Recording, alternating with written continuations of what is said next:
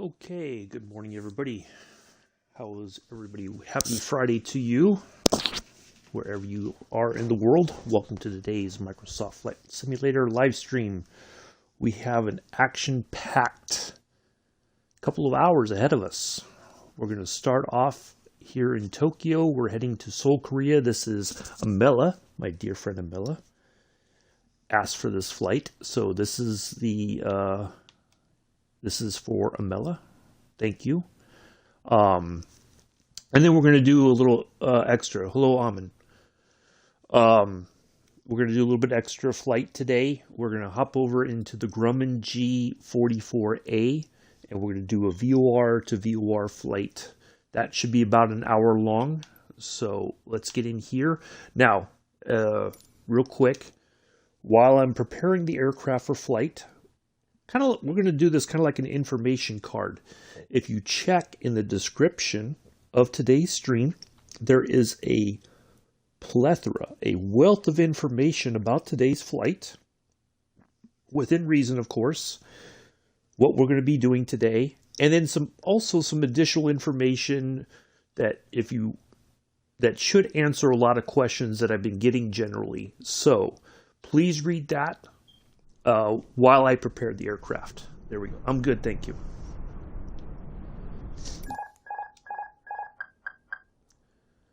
Okay, let's make sure. All right, let's turn that off so we can just focus on getting the plane started up, and which doesn't really take much. I just have to get the clearance. I like to do this myself so that I don't forget anything. Tokyo clearance delivery, United 2185 IFR to Gimpo, ready to copy. United 2185 is cleared to Gimpo Airport as filed. Takeoff runway 34 right climb and maintain 8,000 feet. Departure frequency is 119.6 squawk 5652.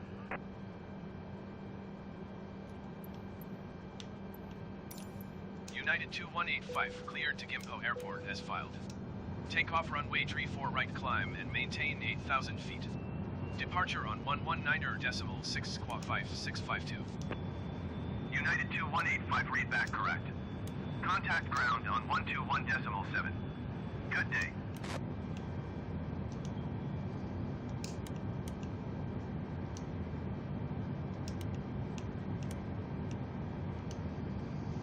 To 1.7.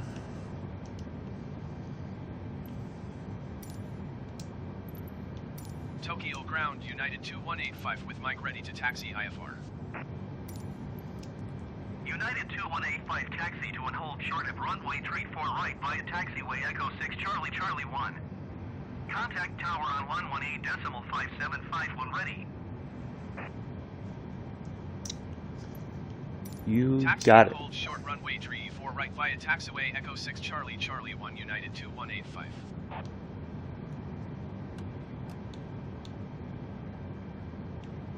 It's too much.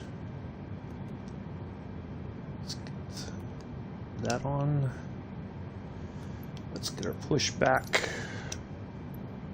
Tokyo ground, United 2185 requesting pushback. United 2185 pushback request accepted. Steer to the right. Alright, let's go ahead and get the engine started.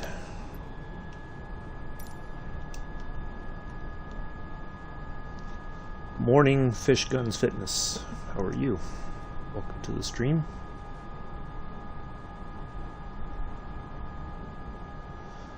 Okay, let's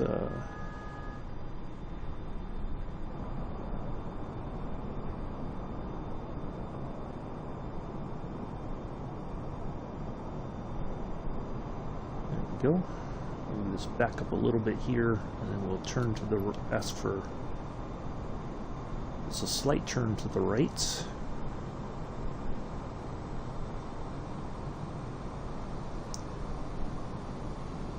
Yep, I know. I was, it's nighttime. It is a little.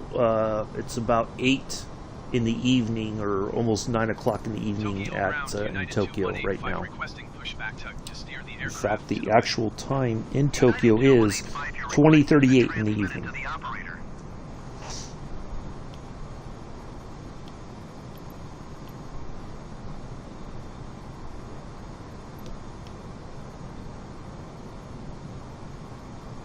Yeah, I was trying to make sure I put as much information in the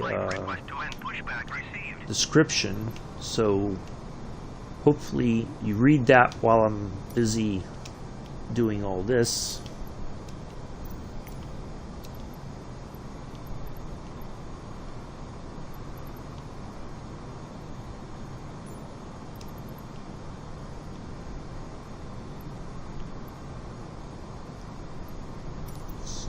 We'll check that when we get to, I'm going to leave this so that I can, if I miss the altimeter reading. Let's get the flight plan. Oops.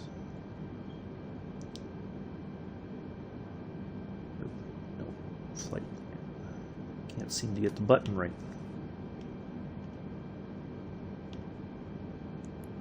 There it is. All right.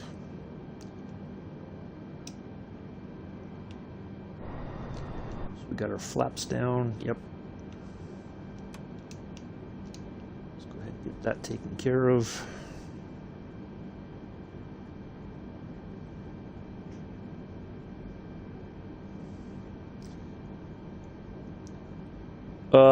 I could, but this is Imela's flight, and I asked Imela what his preference was, and he said either one's fine, so we're just going to stick with the local time. Okay. This is when I ask for viewer requests for flights, I will ask, if it's yours, Amin, I will ask you, do you want me to fly during the night or the day? I can manipulate it, but it's up to the person who requested the flight. Okay? But I could switch it if that's what Imela wanted. But thank you for the question.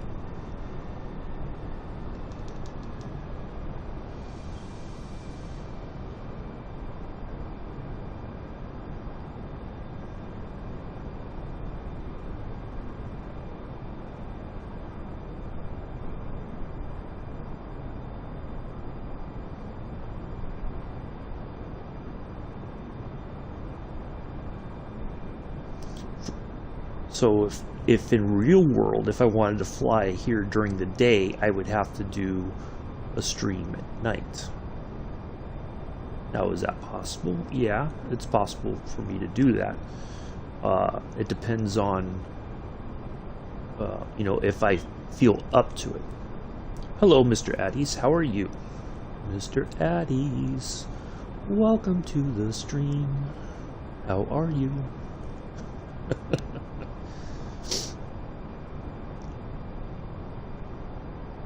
Joseph likes a song here and there.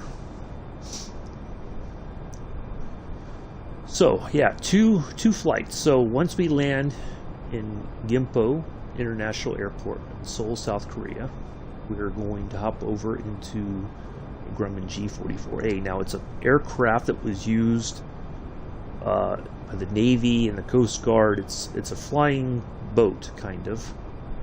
Not very huge, but it can land on water. It can take off and land on land, and take off and land on water. It was primarily used for search and rescue missions during World War II, and probably even shortly thereafter until it was phased out, mainly due to the introduction of helicopters being able to handle a lot of those things. So, should be a cool little flight. Really excited. It's a fun plane to fly. So we will give that a go after we are done here.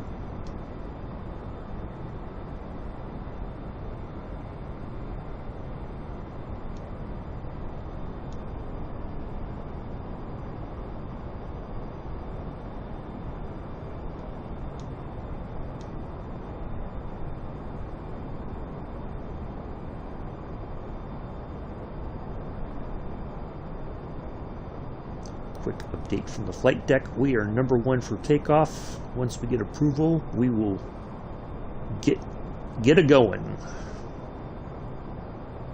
to Seoul, Korea. Tokyo Tower, United 2185 at runway 34 right, Well, ready for departure IFR to Gimpo.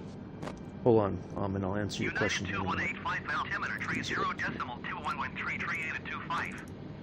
Cleared for takeoff runway 34 right.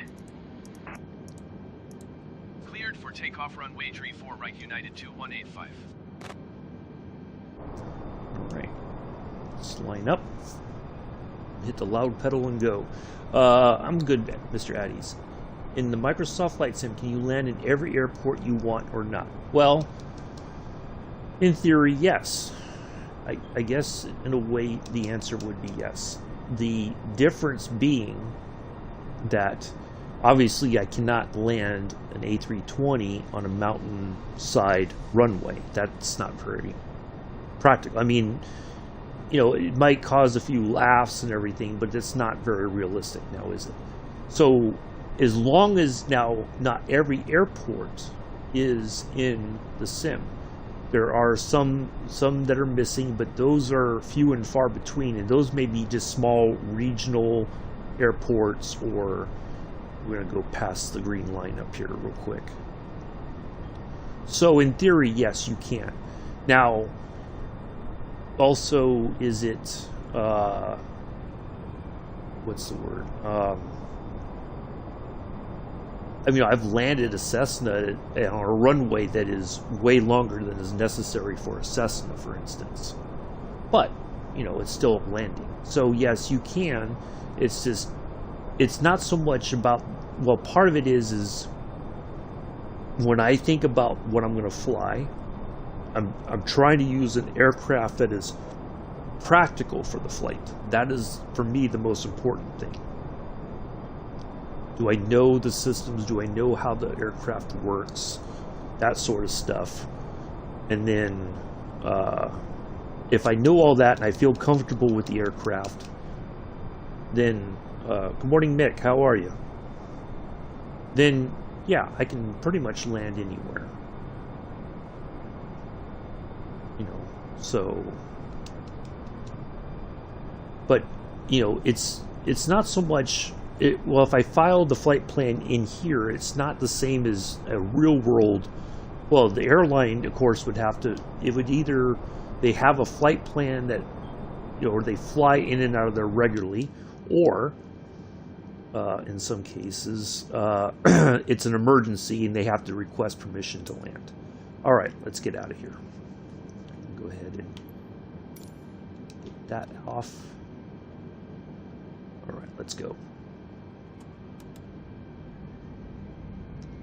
Thank you, Fish Guns. Appreciate it. Oh, Fish Guns. I had to double check to make sure I got that right.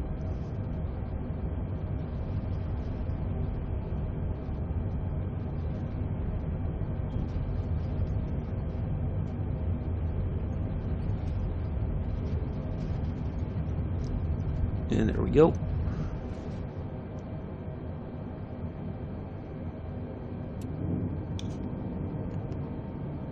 Let's get... I'm really having a tough time finding my buttons this morning. Tokyo departure on 119.6. There we go. Flaps up. Turn off our lights. Tokyo departure, United 2185 is at 1,700 feet, climbing 8,000 feet. United 2185 Tokyo departure altimeter 30.21 continues to Torum as planned.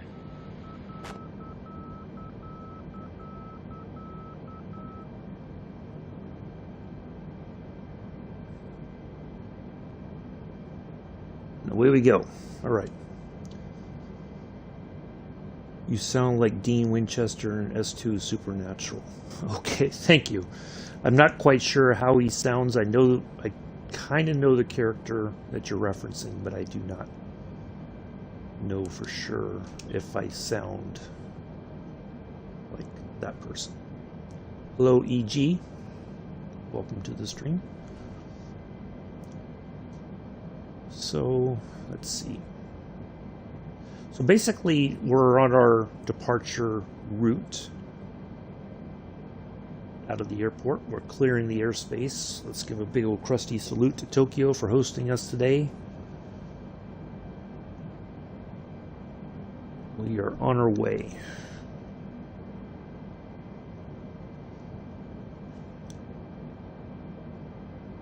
I think I'm going to grab a little sip of coffee while we climb out of Tokyo.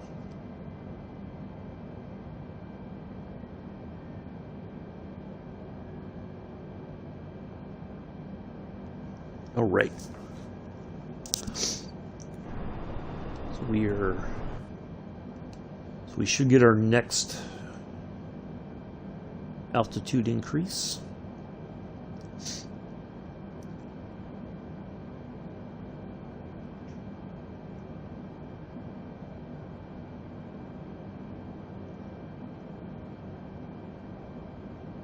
United 2185 climb and maintain 17,000 feet. Climb and maintain 17,000 feet, United 2185.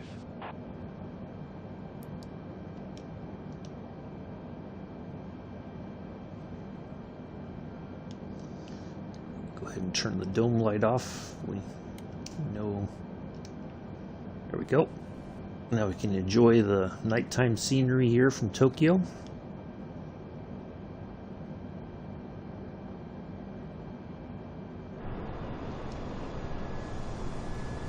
There's our United liveried A320.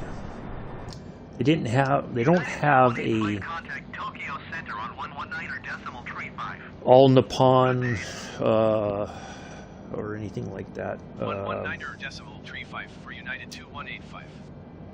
See Tokyo if Center, anything. United 2185 is passing Hopefully somebody puts it out. 9,600 feet, climbing 17,000 feet. United 2185 Tokyo Center altimeter 30 decimal 22 continue to Kaiji as planned. 3022.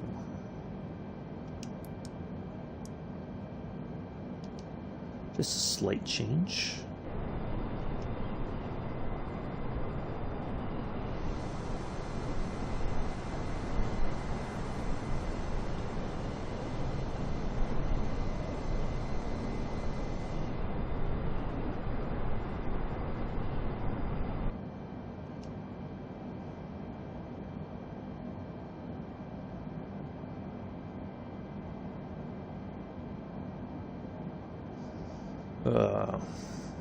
What are you?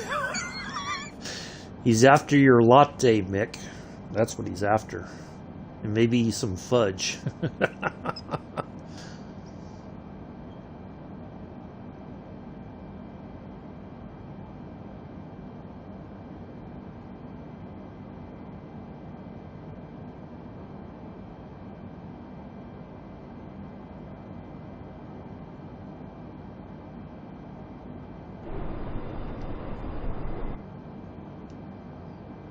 Okay. So once we get climbing a little bit more, I'm going to check something. I was going to try to did the oh, well, thank you, Bex. Nice to see you. Appreciate that. Well, I think it has, but the issue, well, not the issue. The part that is difficult to figure out is sometimes something works. And in some cases, the 737 MAX, the one from Braddock 3D, does work, but other times, for some reason, it doesn't. And so it's very difficult to know, is it the aircraft itself, what the developer did, or is it something that the world update, or not the world update, the sim update has caused a issue with the system. So it's very difficult. Of course, it's easy. Everybody says, oh, it's the developer's fault. They put out a garbage product or whatever, for instance, right? is that necessarily true? Well, sometimes yes. Not all the time, but sometimes yes, that is the case. But I want to get back to the 737. Now, PMDG is working on their own version of the 737. It is supposed to be out soon. It might be out this week, but that might be for the PC only. So it's very difficult to, Climb and maintain flight level 300, United 2185.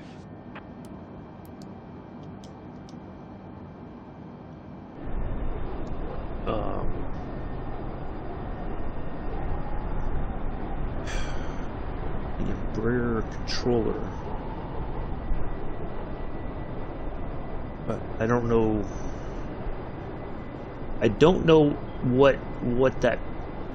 what you mean by that, Amin. I mean, I have the Embraer, what was released. I don't remember the developer's name, but it does have its issues. But I'm hoping that the developer works to correct the issues. So, but if it becomes, and it may be that a lot of the times that the issues that the developers struggle with is something within the coding for the Xbox, and so they have to work with Asobo and Microsoft to figure out what needs to be changed in order for things to work.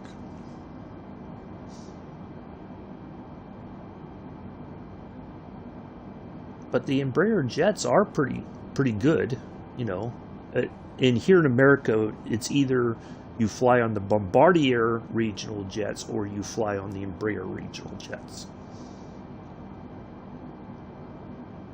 Well, I mean, I don't know what you don't like the yoke in the plane? Or I don't know quite what you mean. And forgive me, I'm just trying to understand what you're trying to say. So.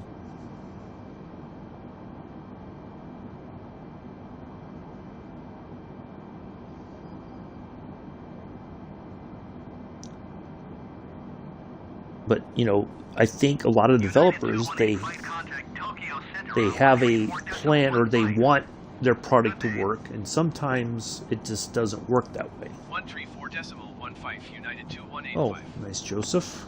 Tokyo Have a Center, good United 2185 is passing flight level 210, climbing flight level 300. United 2185 Tokyo Center, continue to Bikla as planned. Okay, so Bikla, that's what he just said. That is the end of our departure route. Okay, I thought for sure we were having there was going to be a bit of an issue. So that is the one in front of us. That should be. Yep. So Bikla is the end of our departure from the airport, and now we will enter essentially our cruise phase. We'll probably get another call here soon, a little bit higher, and then we'll go to 36,000 feet. Oh, I mean the real yoke. I don't know how they look in real life. I've been in an Embraer in the 170 or 175 at some point. I flew in them. I never really paid attention to how the yoke looks. I hope that they got it as close to real as possible, or correct as possible. I don't really know. I don't know enough about those planes or the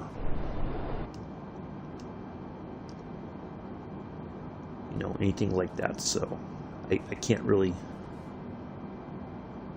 But if that's how they are, it's not that they put that in as a joke. If that's how they look, that's how they look. I don't know.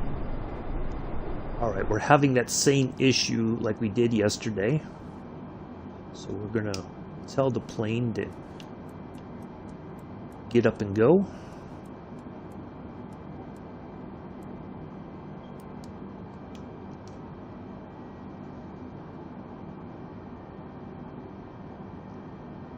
We have some really strong, 90-something knot headwinds.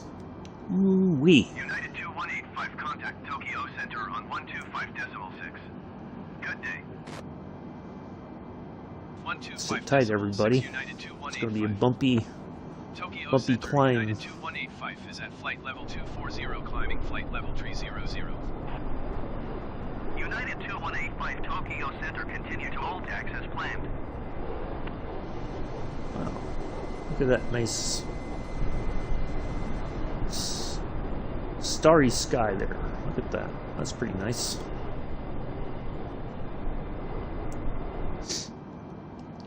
But yeah, that might be exactly how it is. I don't know.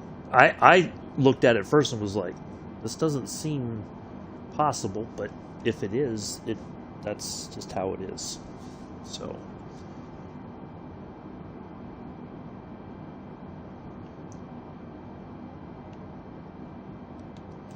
sure we are at, okay, we are perfect.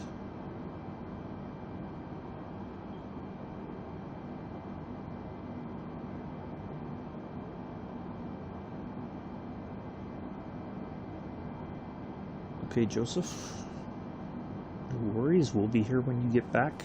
I don't think we're only 25 minutes into the flight, so we got time.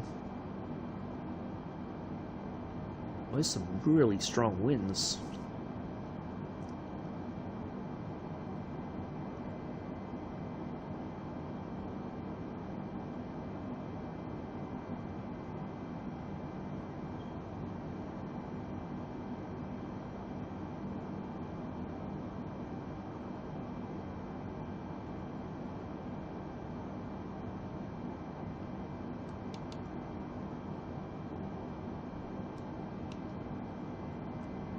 I don't know. Well, I've heard that this is not uncommon at this altitude, but generally when we've been climbing in the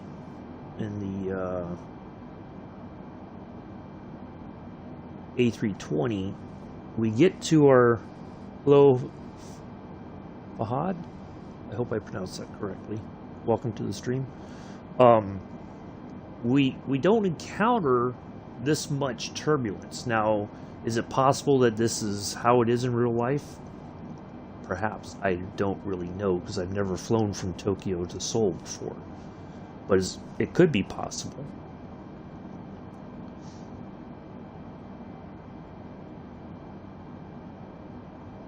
But I think, too, if we had access to real world, manipulating the flight plan, calling in and saying we want to divert, or, if we look at the weather information, we know that this wind is coming at a certain direction at a certain speed, is there a route that we could take that might minimize the turbulence?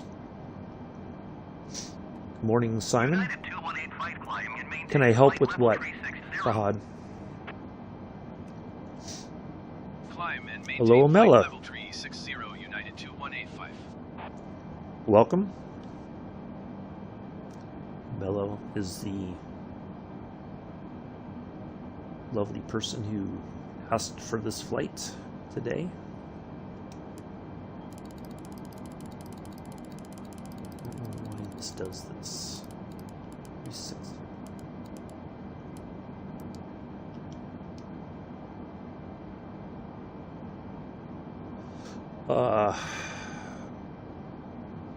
Well, I'm trying to climb. So we're just kind of stuck. The route that we're taking, we just happen to have this strong wind. So we're climbing. So it's just taking a little bit longer than normal. That's been a problem lately within the sim. You're welcome, Imela. So, Fahad, you said, can I help? Can you help? I don't know, what is it that you need help with? And I will try to answer your question as best as I can.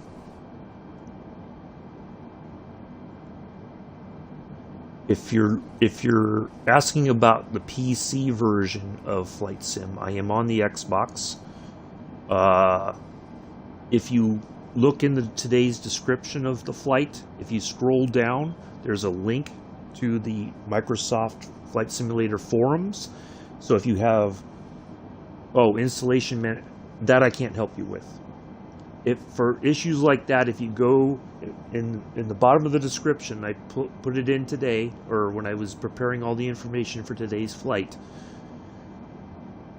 There's a link to the forums, and if you have questions about that, Fahad, that is the place to go. As far as PC related stuff, I can't. There's not much I can do to help you with that. So, that's why I'm gonna, every stream from now on, we're gonna put those links in the description. So, we getting that weird temperature spike again? No, I don't think so. So why is the plane struggling to gain altitude?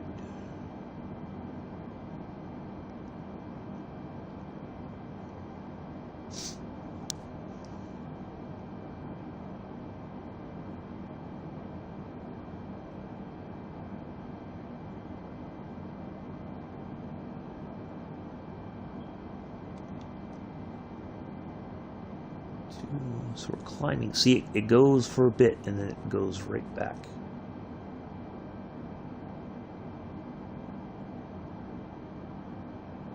It's really struggling. It's like we've hit that ceiling again, where it won't go beyond a certain level unless I turn the weather off. I don't want to do that because we're flying, but it's just really having a doozy of time climbing. Let's try to increase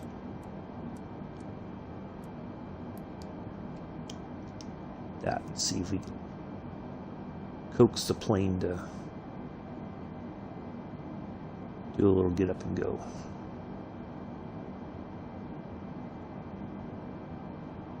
No, it's just having this weird. It's like, well, we finally made it to 33.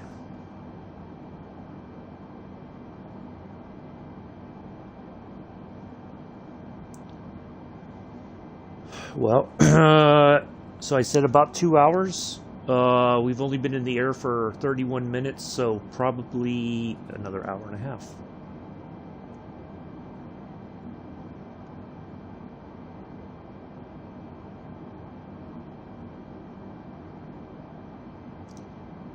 So I don't know, are we going to turn into the wind again, or are we going to finally get clear of that a bit? It seems like we're flying into the wind the whole way.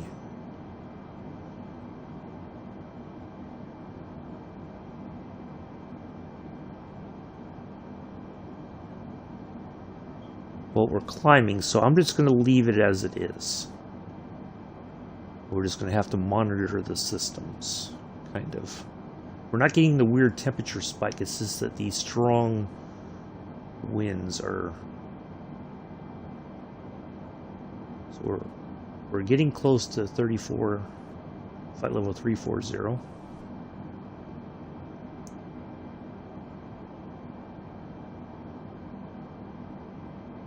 There we go. So we're getting there.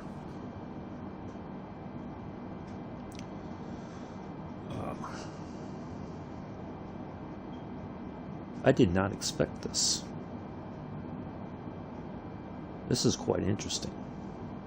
Again, I don't know if it's the weather model or what. Something just doesn't seem right with the weather. It's very finicky.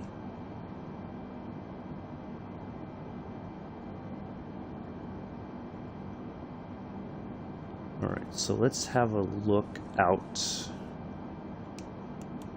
as much as we can. Let's go all the way to...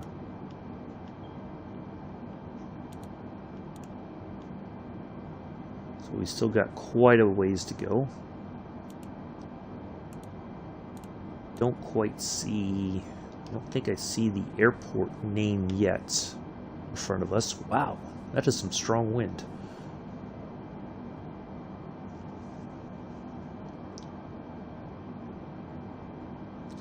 Yeah, I cannot download the fly-by-wire LM. I know that it is much more realistic, but this is the Asobo version of the A320, and that's what we've got. Unless another developer, which may be possible, I don't know, is working on a updated version of the A320. So, but I know a lot of people speak very highly of the fly-by-wire A320, but we are not that fortunate.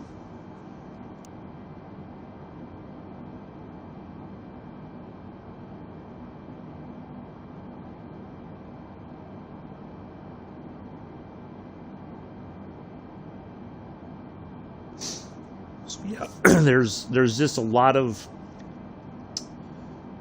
We did not get an update to the marketplace or any updates last night as usual. Normally everything is released Thursday evening. Usually by 7 or so East Coast time. Any updates to products, things that you already own or updates to just small updates in general are released on Thursdays. That's usually third-party developer stuff. But there's been nothing. We are supposed to get it tonight. So it'll be about 7. There is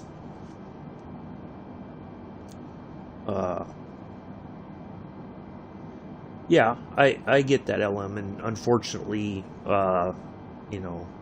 as I put in the description, I'm limited in my choices. There's just, we're waiting for more stuff. And what I was getting ready to say was, there's rumor that there's several aircraft that have been approved and are just waiting to be placed in the marketplace. What those aircraft are, nobody knows. I won't know until tonight if there's anything. I'm cautiously optimistic, but I'm not going to be surprised if there is no aircraft whatsoever available, because that has been the pattern the last few weeks. I'm hopeful that we do get some stuff that we can start flying some different things, because I don't want to get used to flying just the A320 or the 737 MAX or whatever. I want to be able to fly. We're almost there. Wow, look at the... Wow, I've seen turbulence before, but this is... Wow. This is insane.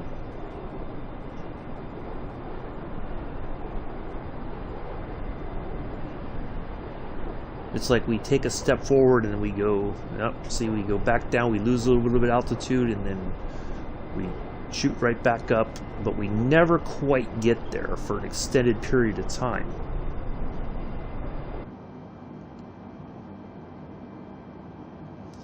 Now, not that I have the icing on, but I'm going to go ahead and turn these on, because sometimes...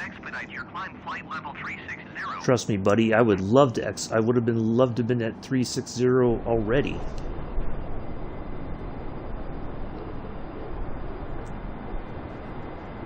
All right. See, we're making a little bit of progress, and then we kind of, it's like it dies out.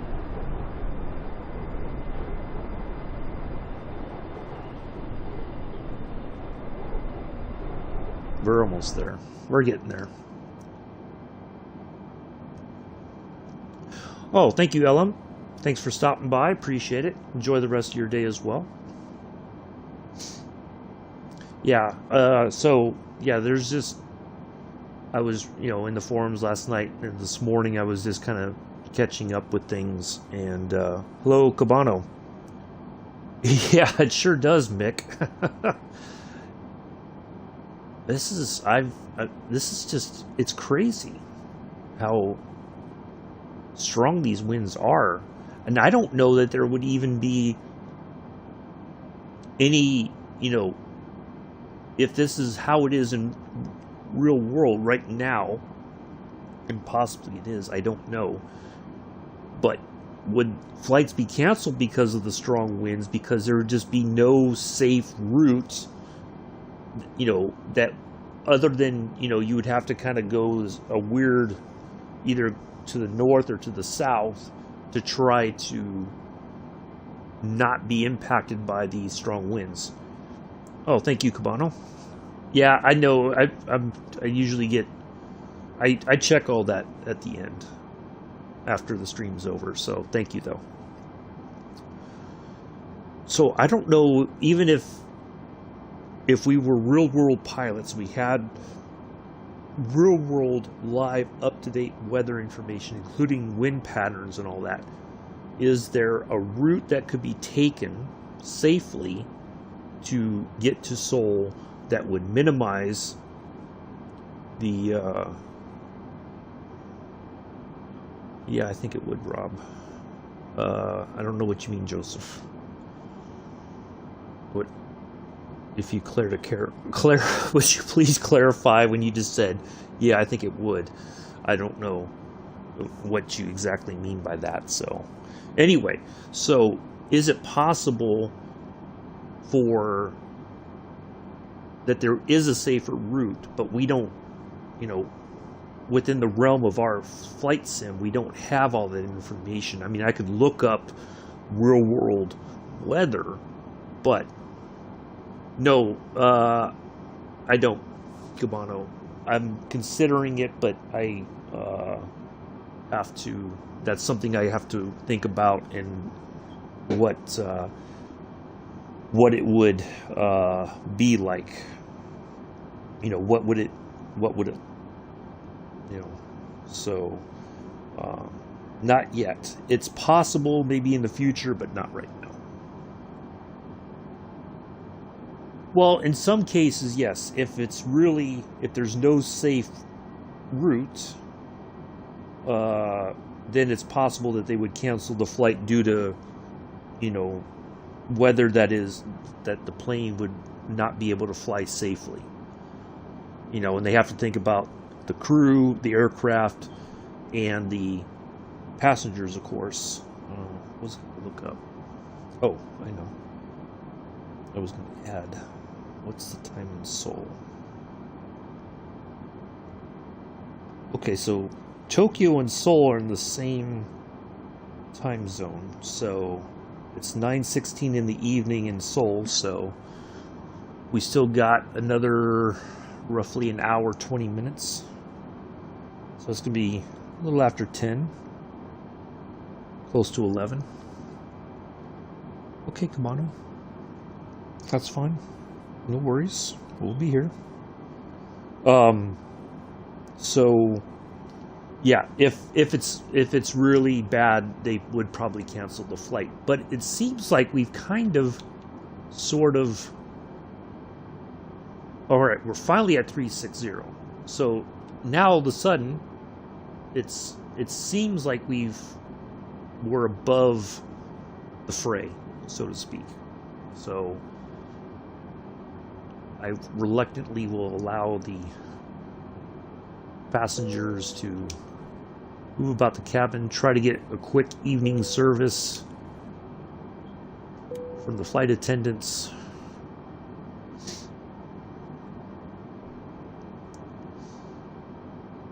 And of course, as soon as... See, that's...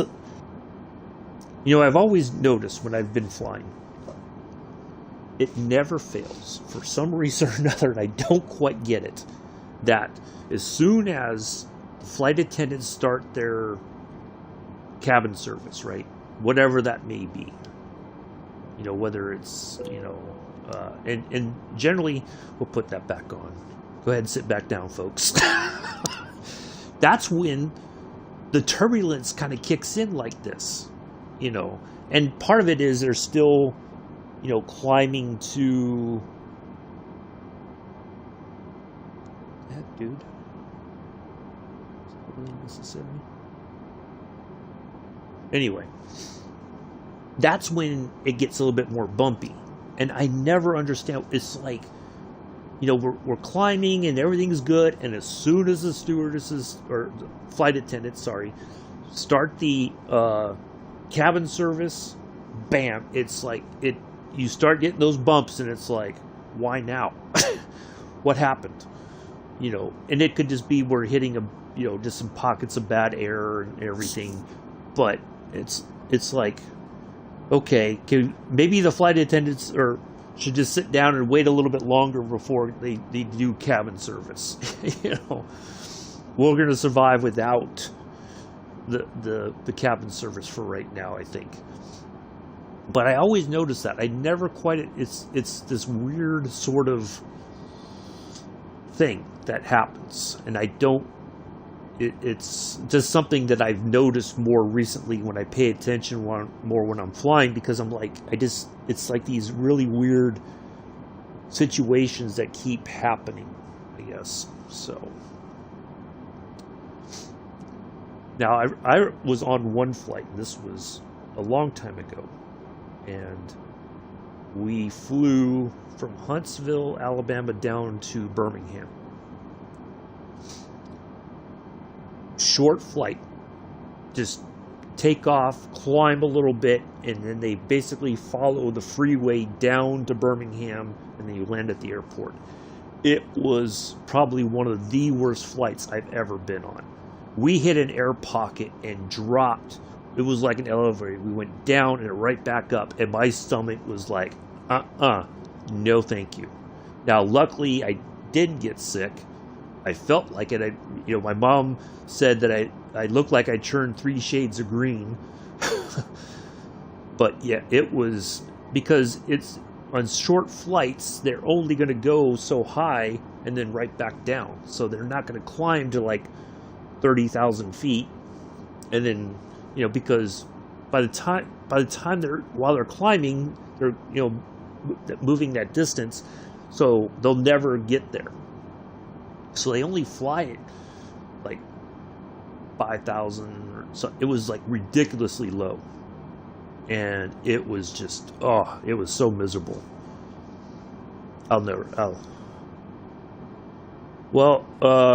That's what I've got. Durbeck? I hope I pronounced that right. That's, if you look in the description, and please do, for today's flight, there's a ton of information. And, so the answer to I know you're disappointed, it looks that way, and I'm sorry, but I work with what I have. So, but thank you for coming in. On the Xbox, we are limited in our choices. And as I've said before, unfortunately, what works today may not work tomorrow.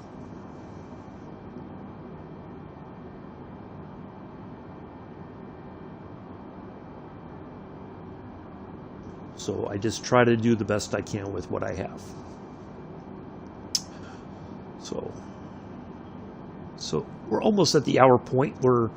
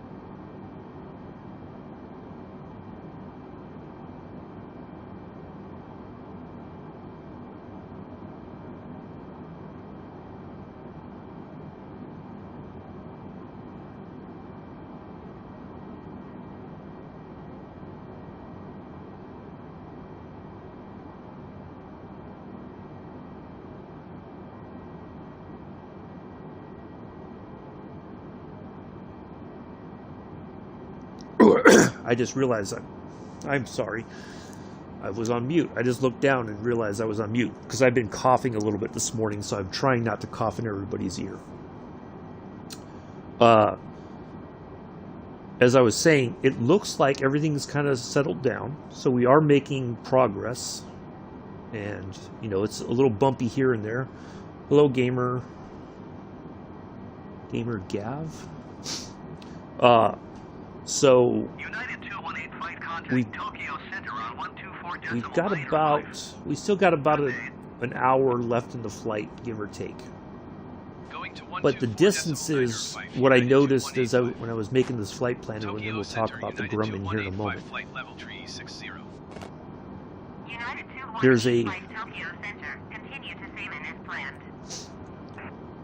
There's a big chunk of the flight is between these points, and then from Lannet to our arrival, Olmet, it's got a pretty good chunk, and then we'll start descending, and then from there, I just want to make sure we don't have any surprises. Oops, it's this one.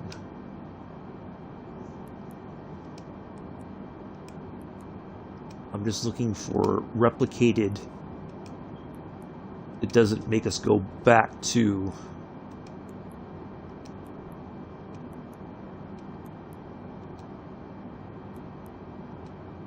okay, it doesn't look like that's the case, so but we'll keep an eye on things.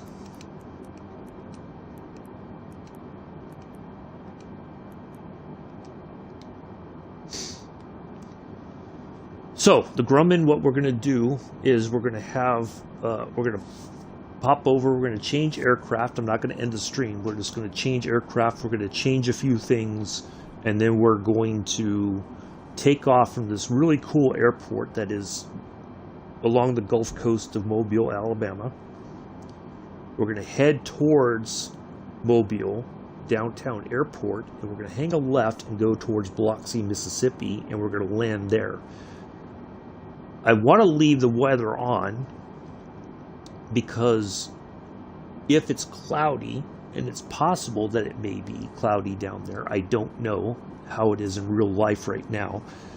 I want to see, we're going to try a challenge of sorts. We're going to fly towards, when we fly towards Biloxi, I want to see if we can have a visual verification of the layout of the airport as we fly over it. We're going to go to the VOR, we're going to fly over the airport, we're going to try to see if we can see our runway.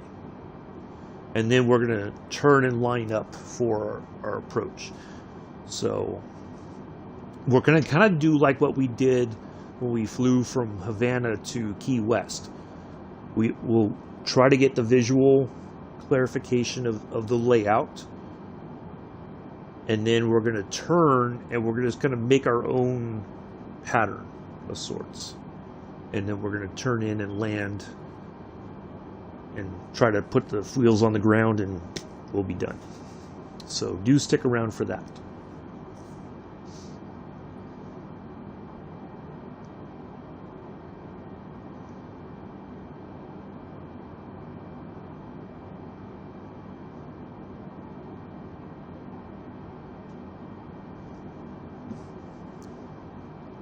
Now that's the Grumman part of the flight is not something that Imela requested.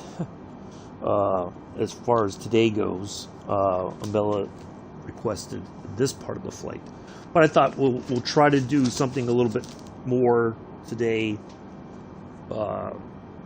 Even though technically 2 hours is pretty good for me on average, but I want to try. I'm going to show you a different aircraft than is what we normally have been using, and then hopefully that will be a good fun time for everybody. Hopefully you appreciate it.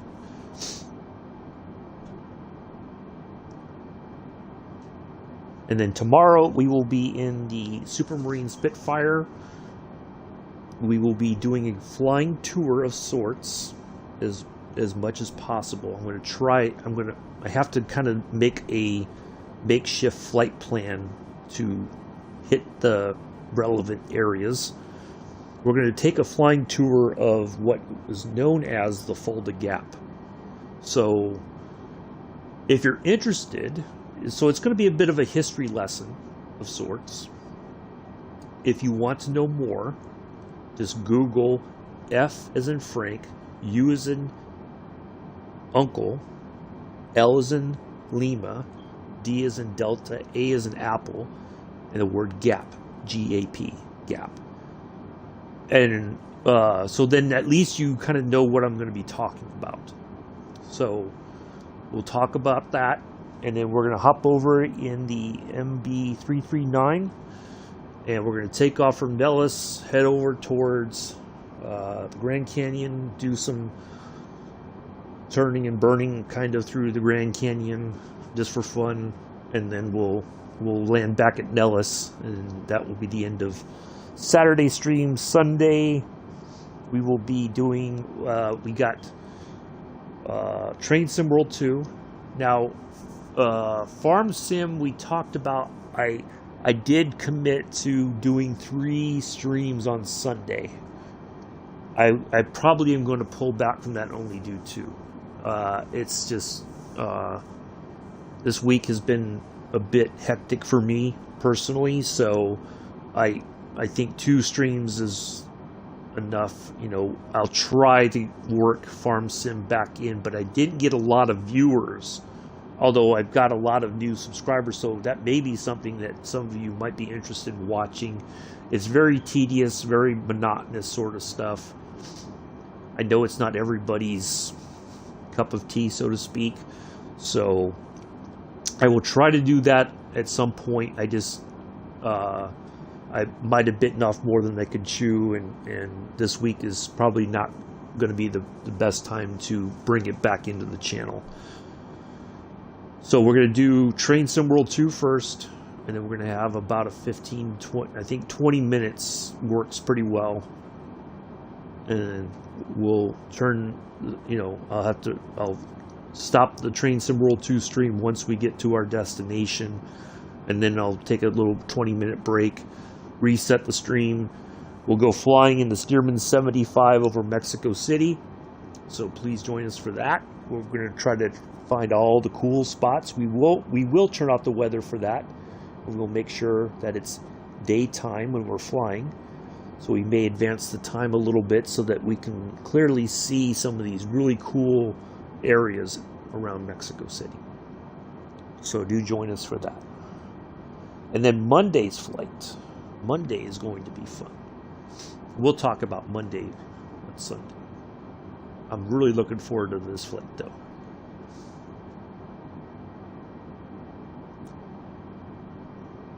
It's going to be very mountainous, lots of mountains, hopefully some snow.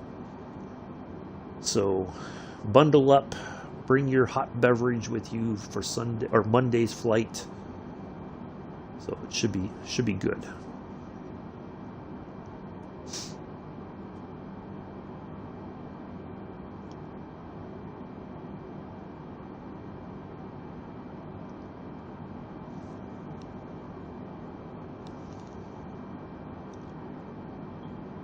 Can't believe we're almost at the end of January already. It feels like it was just yesterday that it started.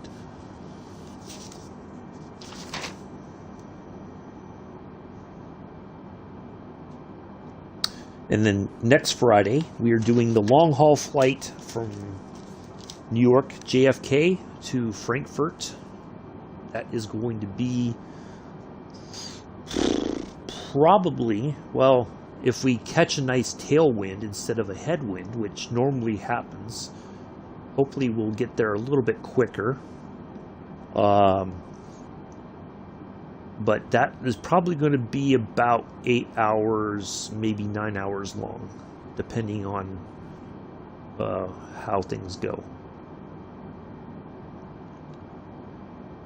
So I need to do some prep work for that. Low Pro, thank you for the thumbs up in the chat. I need to make sure that the systems of the 747 are working as intended. So what I usually do. Yeah, I know, Imela, huh? What I usually do off stream is I load up. Like yesterday, I came in here and loaded up the flight plan. Turned on the aircraft just to make sure everything was working. I generally, what I do is I'll taxi to the takeoff runway, make sure that the altimeter readings go in correctly, that the knob turns and all that kind of stuff, get all that sorted. And then I'm like, okay, I feel confident that the flight will go according to plan, within reason, of course. So for that flight for next Friday, the long haul flight, between now and then I will check to make sure that everything is working, that the flight plan loads up, and then I'm also going to check to make sure that we don't have any duplicate waypoints in the system. And that's something that's been happening. It's been happening in almost all the jetliners, although I've not flown the Dreamliner, which is something I've been wanting to fly, but it's not working as intended right now for some reason. Don't know, and that's an Asobo aircraft. So there's no telling when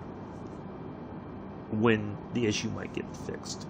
And it's due to a problem with the altimeter reading, the barometric pressure settings. So without the ability to make sure that that's correct, it can mess up the flight, because the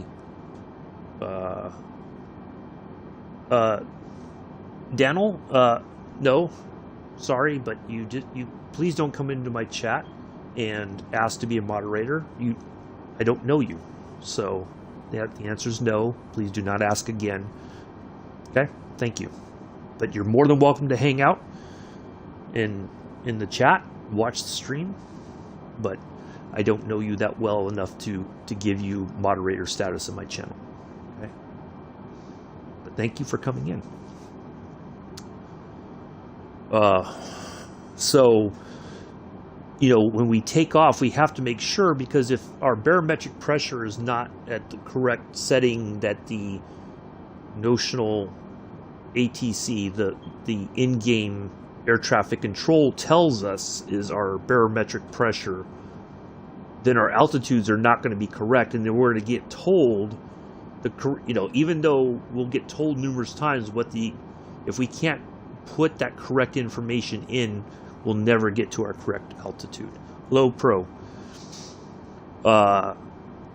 So that's a problem, and I've been trying every so often. I'll load up the plane and see if it's been fixed, and so far it hasn't been. I did submit a trouble ticket for it, but I don't know if anybody else is experiencing the same issue. Most people may not be flying it, so they don't know that there's an issue. So there we are.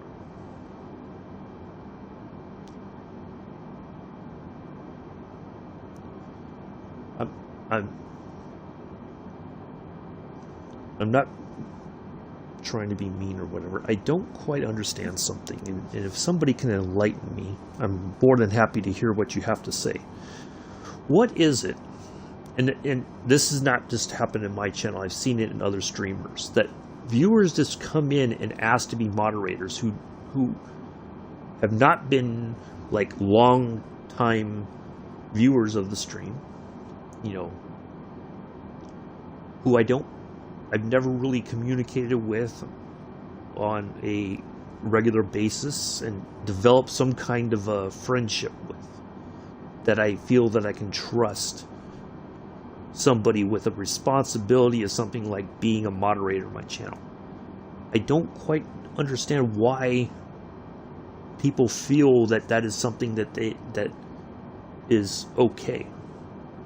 I'm just, It doesn't make sense to me. But anyway, I do want everybody to come in and enjoy watching the stream and, you know, just sit back and relax and enjoy the flying. I have a trusted moderator. If I need another one, I have a couple people in mind. But for new viewers, I prefer that you don't ask to be a moderator in my channel just right off the bat. That's, to me, I'll be honest, is a bit disrespectful.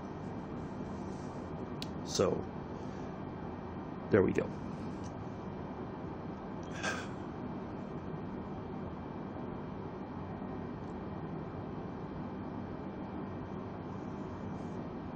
That's okay, Chris. Nice to see you here. Appreciate it.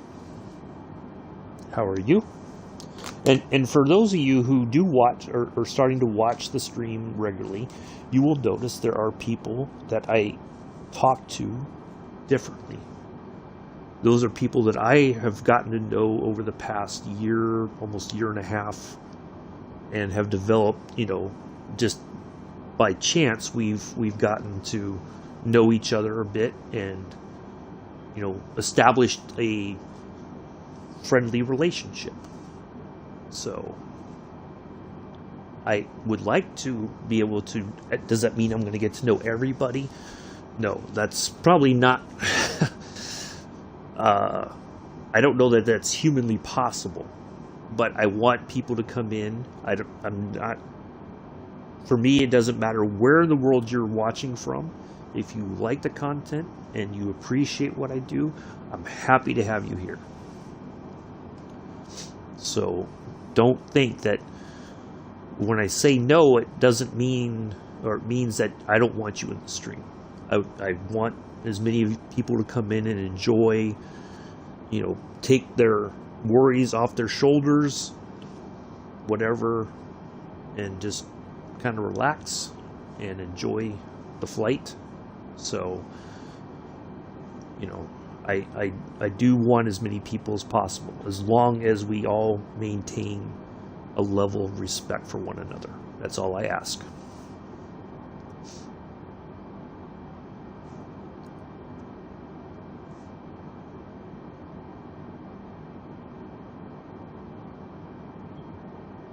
And I'm just like anybody else. I have my good days and my bad days, and I try to minimize as much as possible the bad days.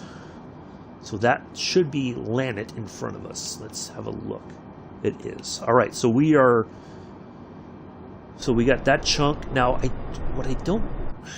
what doesn't seem to be showing, let's have a look here, is our,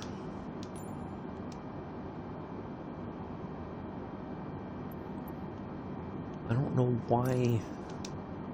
Oh, there it is. Okay, now it finally showed up. There it goes. I thought I turned that on, but I guess I didn't. All right, so now we know. So we are 341 nautical miles away from our arrival here at Seoul.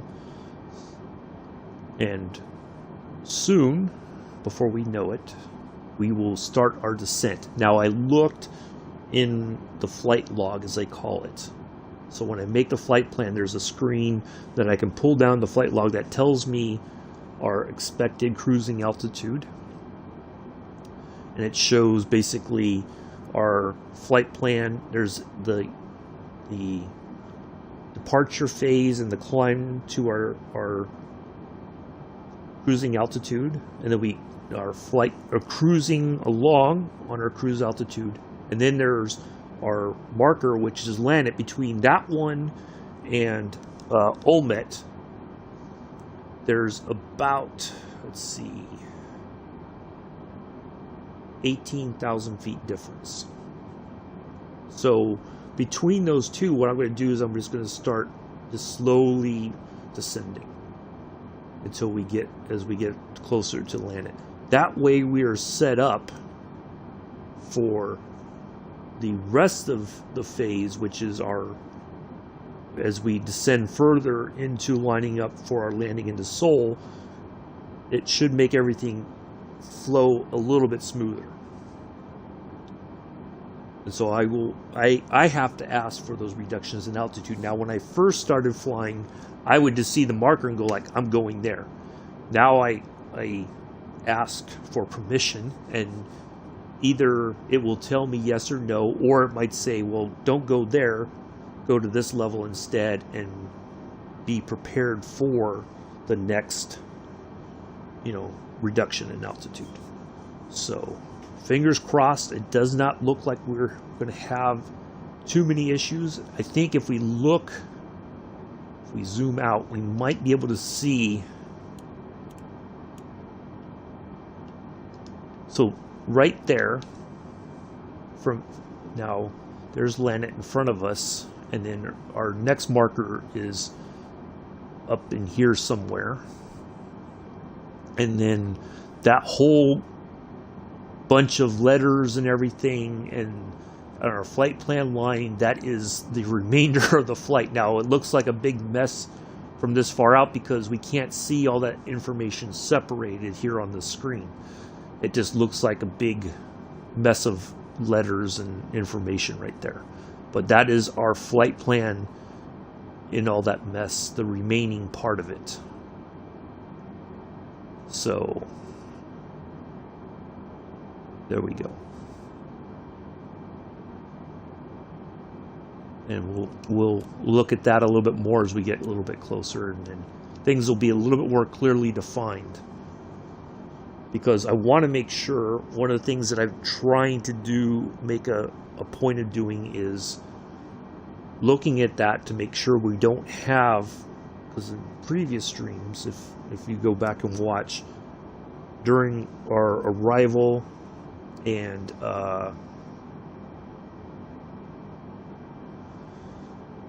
approach phase, there's like something is broken, as I call it. It's not done, correctly, or it's like it wants us to go in a circle, and there's no telling when that's going to end. So if we run into that, generally I try to follow the plan as much as possible, and then I will try to land the plane manually. It is a bit of a handful, not going to lie, but we'll do our best and go from there. But hopefully, I think whatever it was that was causing that issue has been dealt with. So fingers crossed.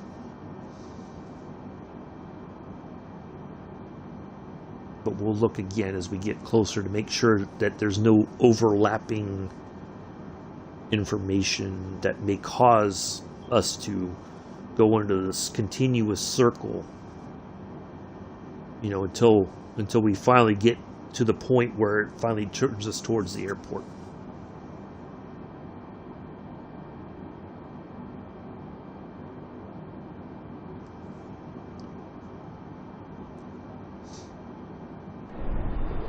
Let's have a look outside.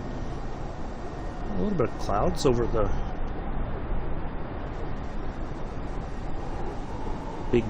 big moon there. Looks good. So yeah, things kind of have settled down now, I think. It was a bumpy bit for a while there, but I think we're finally in the we can have a quick.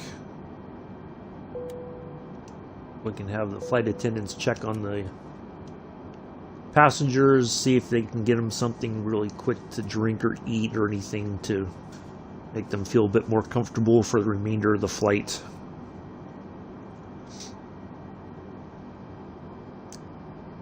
Moss, well, thank you. Appreciate that. Hopefully you are well.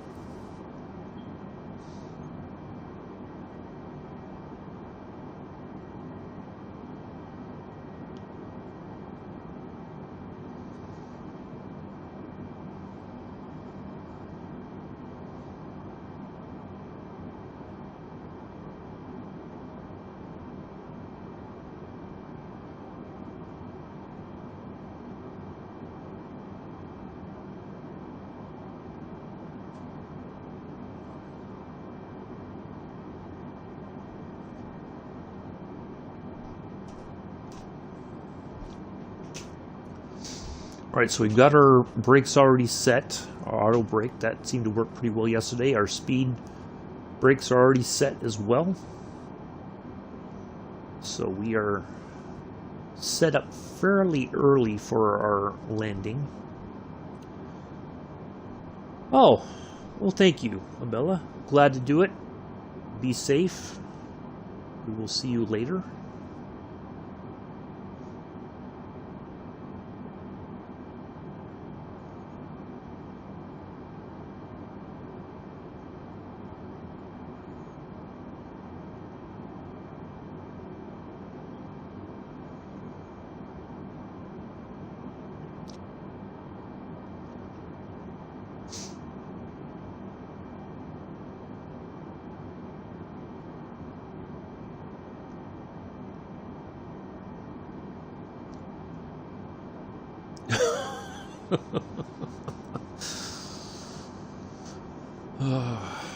Oh, you two and your ongoing love-hate relationship.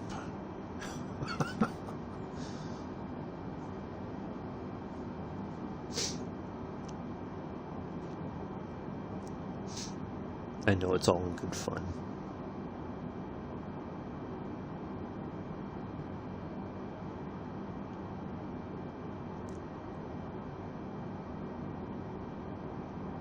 Let's zero out that.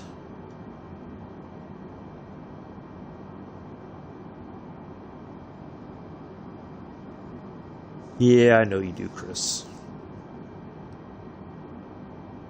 I know. So now, alright, so the winds have kind of died down a bit. We had 90 knot winds, so now, for whatever reason, coming right at us, 78 knots. That's not too terribly bad. Seems like we found like a stable stream of sorts to fly through. I apologize for the sirens in the background, if you can hear it. So yeah, it's like we found this nice smooth ride now, which is good, because that bumpy flight was getting a bit I was getting a bit concerned that everything would fail and then suddenly we would, I would have to turn off the weather in order to continue the flight, which I didn't want to do. I'd like to fly with the live weather on as much as possible.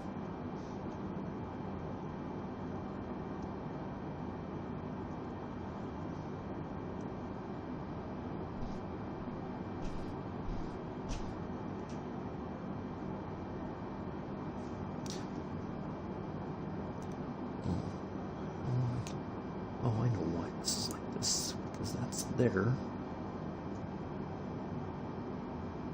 Okay, that's why it seemed kind of weird. Alright, I was just looking at my stream screen,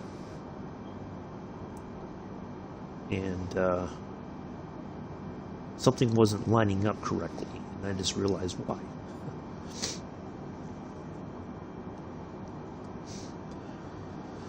So if you like, we do try to fly. I think I say this on a regular basis. We do try to fly 7 days a week, as long as my schedule allows for it. I do have appointments that I have to take care of. What those appointments are isn't necessarily going to be discussed in my chat. So if I can, now some flights I try to fly 6:30 East Coast time, 11:30 UK, so as I always like to say, adjust your times from the UK time or the East Coast time. I don't know where everybody is in the world, so I can't, say what the time will be in your part of the world. Okay. Wednesday's flight will be later. I don't know what time. It's to be determined. I have an appointment that I need to take care of on Wednesday. So as soon as I get home and I am ready to go, I will go live. Hopefully you all click the notification bell so you know when I go live. And we're flying in the A320 from Calgary to Winnipeg. So that should be a nice, fun flight. Excuse me. Ooh. Burp kind of snuck up on me. Apologize for that.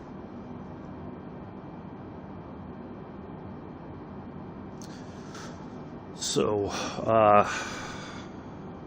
yeah. But we do try to fly 7 days a week. We try to fly interesting places around the world. Fridays will be viewer requested flights. When we're flying in the long haul flight on Friday, I will add the 4th of February is already booked for that flight. So if I will ask for a flight for the 11th of February, and the way it works is I need the departure airport, the 4-letter thing. So like Seoul is RKSS. That's for the Gimpo International Airport, Seoul, Korea. I need the 4-letter code if you know it, or if you can, I mean, you can find that information, or just put in the airport name. I can try to find it myself. I need the airport, the departure and the arrival airport. So departure and arrival, I need those 2 names. And if it's reasonable and it looks like I can do it. Now, the last Friday of the month is reserved for my long haul flight. So if you want to see a long haul flight for your viewer requested flight, that may not be possible, because I set that aside already for the. Now, it doesn't mean we're always going to fly from the U.S. to Europe. We'll try some different areas and see what might work. If we depart from Europe and head east, or, there's any number of things that we can try to do. So I need that information. I will try to look at it during the flight. Pull up the information, have a look at the length of the airport runways, and judge. That gives me an idea of what aircraft I'm going to use for that flight. Now, if you prefer, I know some people want certain liveries. I don't have, just like I don't have a lot of planes, I don't have a ton of liveries. So I try to work with what I have. And if it's not to your agreement, then we will go on to the next person. Okay? It's not meant to disrespect anybody, but I fly with what I have available. It may just not be a plane. Like, I don't think United flies from Tokyo to Seoul. It probably is all Nippon Airlines, actually, that does it. But for the A320, I don't have an all Nippon livery. So I just went with what looks good, and so there we go. I do try to find the call sign for the plane, for the airline. So if, whatever that may be, if I can utilize it, I will, within reason. And then I'll come up with some kind of a flight number, what you would get when you purchase your ticket from the airline. You have a flight number on there. So I will try to do something with that within reason, of course, if possible. But just understand that the delivery issue is out of my control.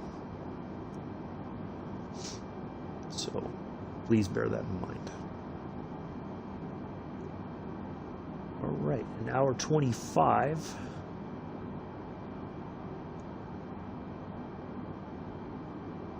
So the next portion of the flight that's where things should start to kind of pick up.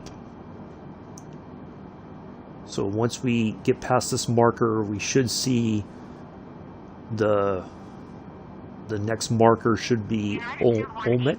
Contact Tokyo Center on 132.5. Good day.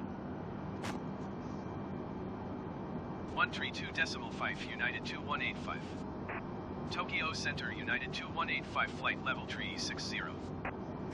United 2185 Tokyo Center continue as planned. We should talk United to. 2185 contact Incheon Center There we go. on 125.45. Good day. We just crossed over into Incheon control airspace. Incheon Center United 2185 flight level Incheon. 360. United 2185 Incheon Center continue to land it as planned. Oh, we just passed landed. All right, so there is our next marker. Oh wow, that looks a little bit different. I thought it was at 18, so it's a little bit different here. Okay, so we're gonna fly for a little bit longer, and then I'll start the reduction in altitude. There's no reason for us to drop down that early to 15,000 feet. So we're just going to cruise here for a little bit longer, take a bite out of that distance, the 212 nautical miles, and then probably once we get into about 150 or so, we'll start reducing our altitudes. So I think this is a good time for me to take a moment and take a short break. I will be right back. Don't go anywhere. I'm not going away forever. I'm gonna stretch my legs and move around for a moment since I've been sitting since 6:30 this morning. So I need to stretch a little bit. So I'll be right back.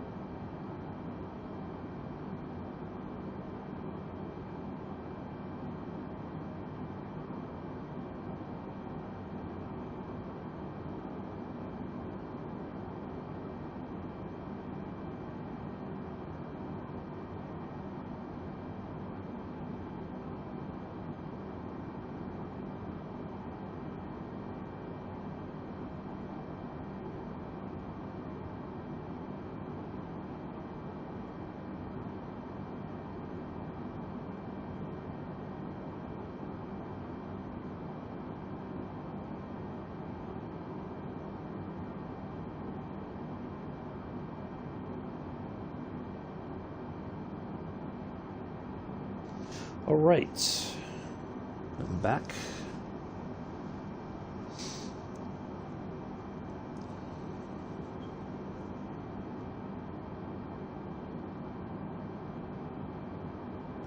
Hopefully everybody has been enjoying the flight so far. If you have, please do leave a thumbs up. Please do consider subscribing. Click the notification bell. And hope to see you again.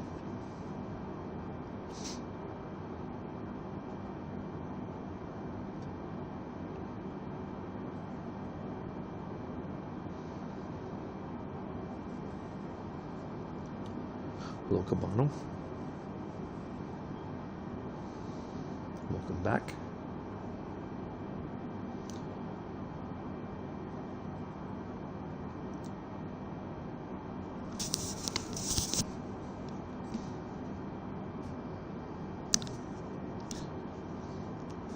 Headphones don't. There we go. It's like I take them off and then it doesn't feel like they sit right on my head when I get back on the headphones.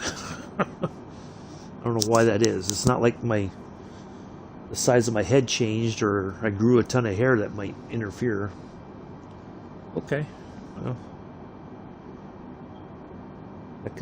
I guess some people might consider that good exercise. I don't know. Some people end up with very sore backs trying to do all that. So, luckily, where I live, I don't have to worry about that sort of thing. Somebody else takes care of it.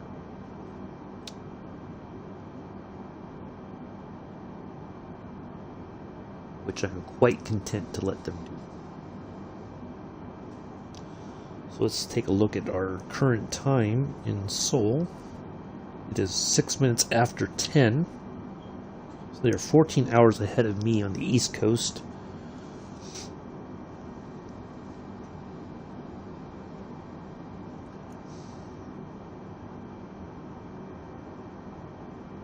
So it'll be probably 10:30, maybe almost 11 by the time we land.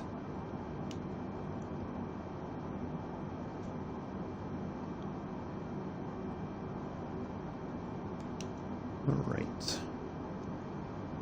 So getting a little closer to Olmet. Get a little bit closer and then we'll start reducing our altitude. I think I'll just drop down to, I'll ask for flight level 300 first, and we'll just kind of slowly step our way down in little sort of in preparation for getting to our arrival portion of the flight.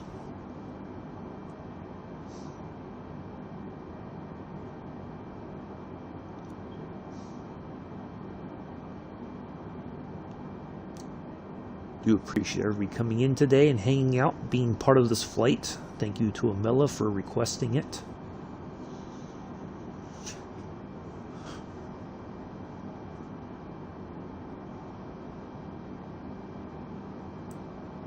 No, I don't. So Cabano, if you read the description, please scroll all the way down to the bottom and please read that. Okay, that should answer your questions. That is going to be a standard now in every stream, because I am getting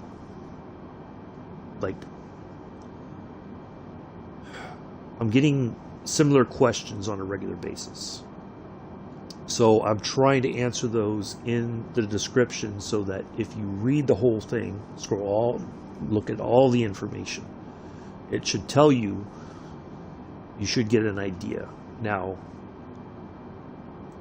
as I've said before, on the Xbox, we are limited on what we have. Now, it could be there's some aircraft livery coming out today. I don't know. I won't know until later this evening, East Coast time. Won't be till about 7 o'clock tonight, maybe even later, if we do have another skin pack, what it's going to include. So that is beyond my control. I cannot add, like on the PC side, I cannot go to a website, buy it, and install it on my Xbox. So please, and what I'm going to try to do while I'm starting up the aircraft and preparing it for taxiing and everything, is ask that you kind of read the description. Oh, it's starting to play up. Oh, there it goes. The video description, kind of like the aircraft safety card, like the flight attendants go over the safety features of the aircraft. So the description for the video will be in place of that. Please read the video description, the stream description, and familiarize yourself with the pertinent information.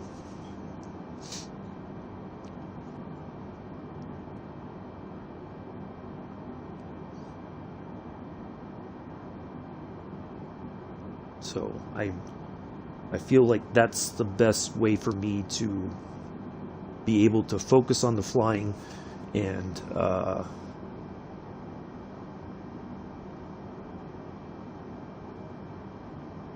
okay, we're having an issue with, I don't know if it's buffering for anybody. Hopefully it's not. It's just YouTube is kind of playing up a bit. I'm not sure if it's buffering or not. Hopefully it's not. We have this problem every once in a blue moon for whatever reason. And I don't know that it's necessarily YouTube. It might be on the Aircast side. So there we go. Hopefully it goes back to a smooth, excellent connection, and there we go. So yeah, as I was saying, I'm going to put all that information there so that generally that should answer a lot of questions you may have. So there we go. So I'm trying to be practical and utilize what is available to me to give you guys, or give you folks, as much information as I can within the space provided.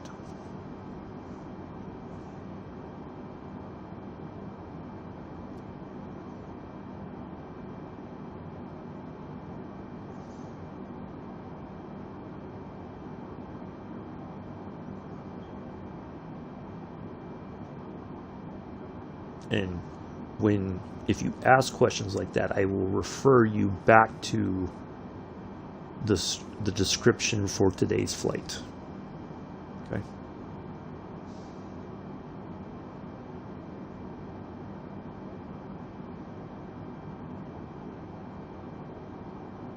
But bear in mind, on the Xbox side of things, I cannot go to a website, purchase a skin, or download it and add it to my Xbox.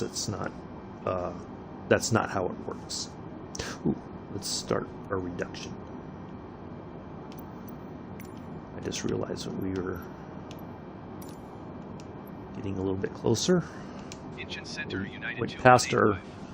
Request flight level 300. United 2185 descend and maintain flight level 300. Descend and maintain flight level 300, United 2185.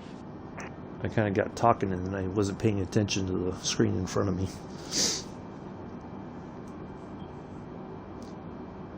What's Mr. Addies?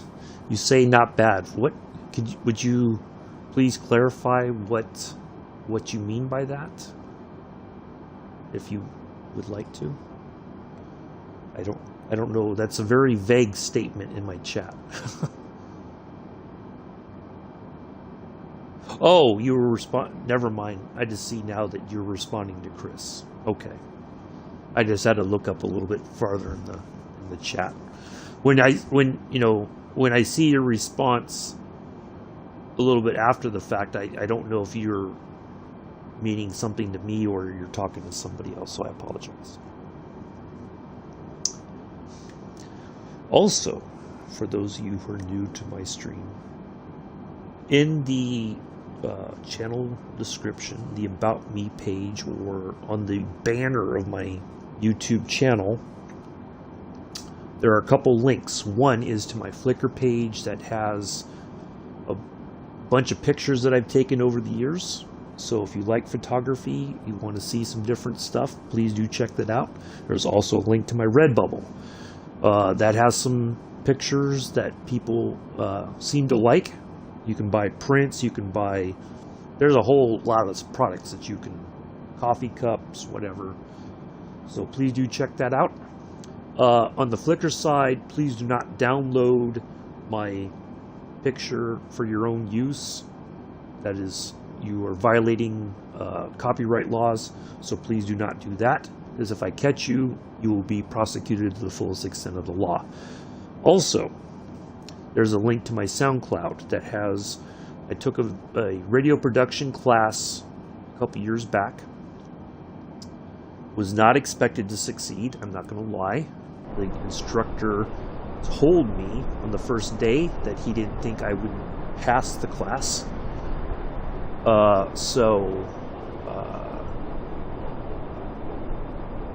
on, let me see. I'll try to get this right, and I apologize if I get it wrong. Sapera, hello. I hope I got that right. If I didn't, I apologize. I know with the umlaut, I'm not quite sure how to pronounce the E with the umlaut above it. Two dots. So I apologize in advance, but welcome to the channel.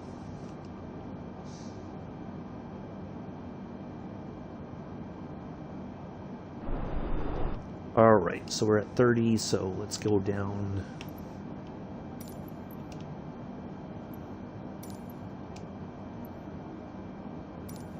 Ooh, well, there goes that wind again.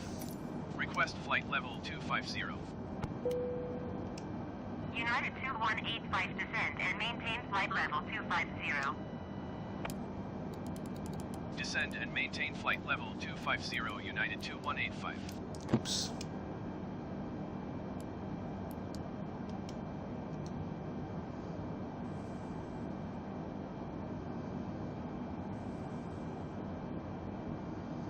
Wow. Well, it's weird because it's only 50 knot wind, so I'm not sure why it seems like it's stronger than that. Unless there's like these quick gusts or something.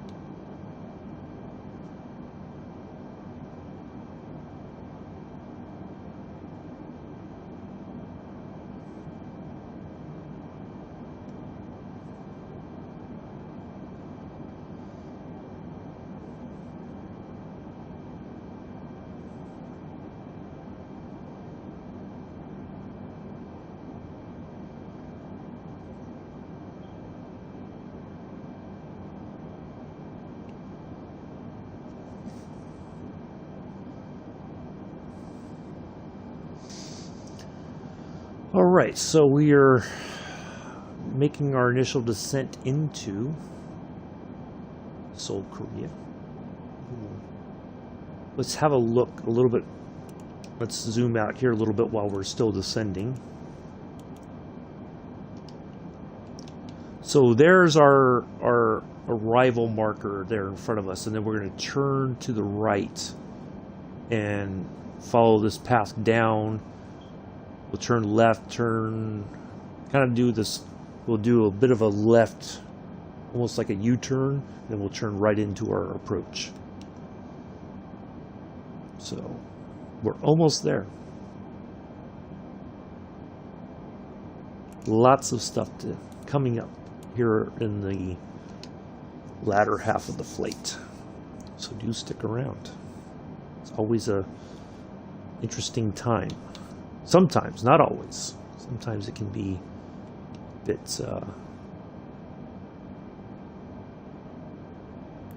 this changed. I think we can go to, let's go to 270.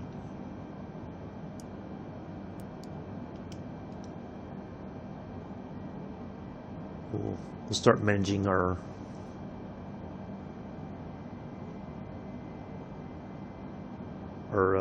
reductions in speed as we reduce our altitude as well.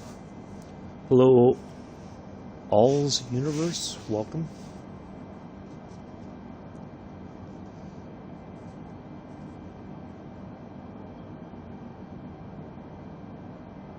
I hope I pronounced that correctly. Oh, I'll appreciate that. Well, it's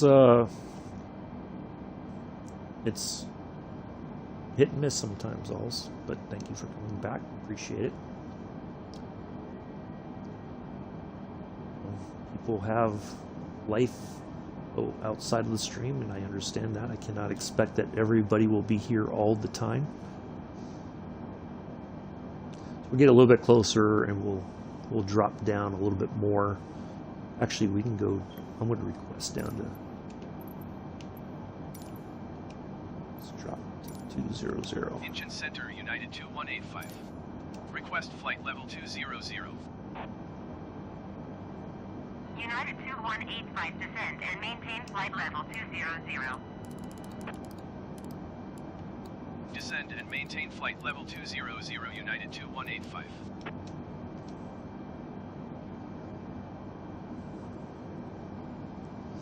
I'm doing okay, thank you.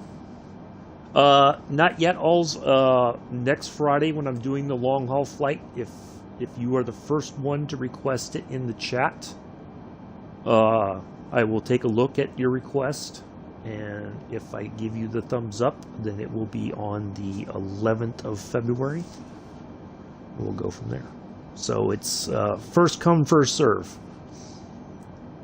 If the first one is accepted, then we can look at another one for, you know, the following week, which would be the 18th.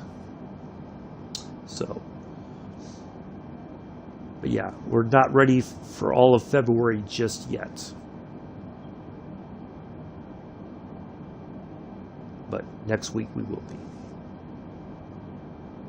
But thank you for your question.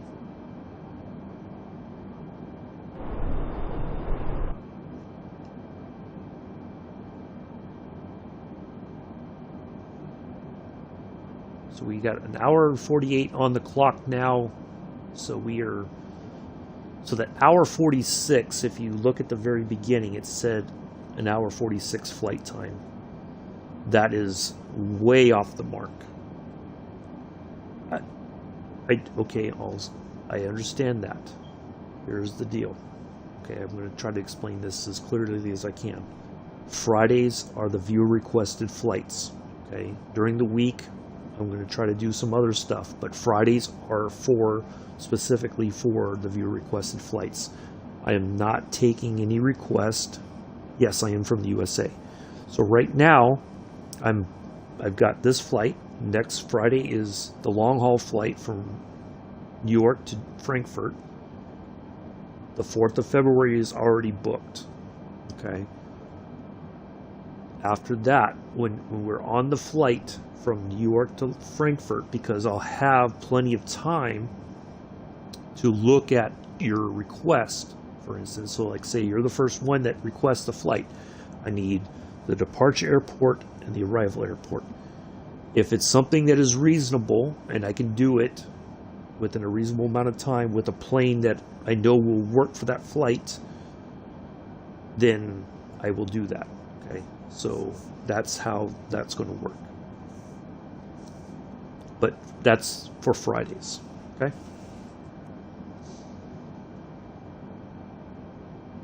So that's the rules, or that's how that system is going to work. Okay. All right, let's go all the way down to 15. Engine Center, United 2185. Request 15,000 So let's have a feet. look. United 2185 descend and maintain 15,000 feet. Descend and maintain 15,000 feet, United 2185. United 2185 descend and maintain 16,000 feet. Okay. Descend and maintain 16,000 Fair feet, enough. United 2185. Okay, that's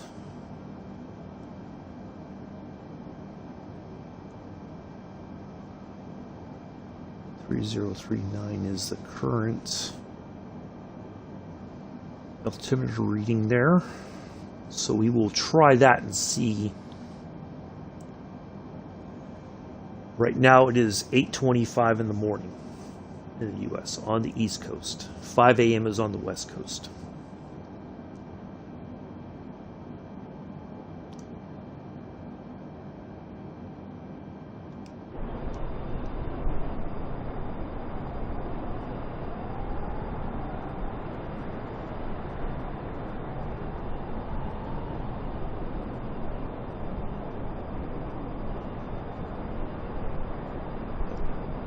Hello, old crankman.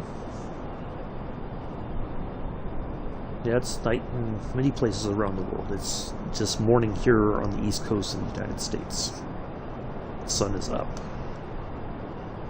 I was planning to get an Xbox Series S just to play this.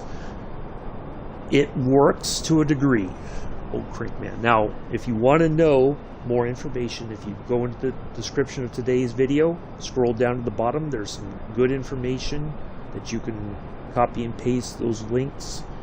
That's your best source of information. Okay? But thank you for coming in, though. Happy to have you here. Nice to see you. Nice to meet you.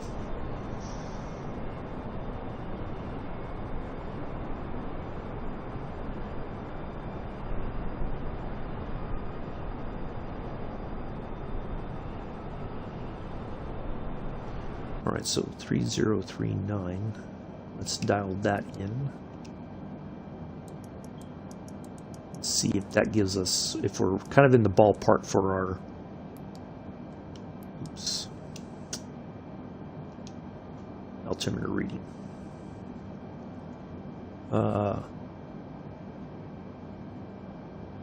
Well, when I was growing up, I built a lot of model planes, so it was something that I really enjoyed.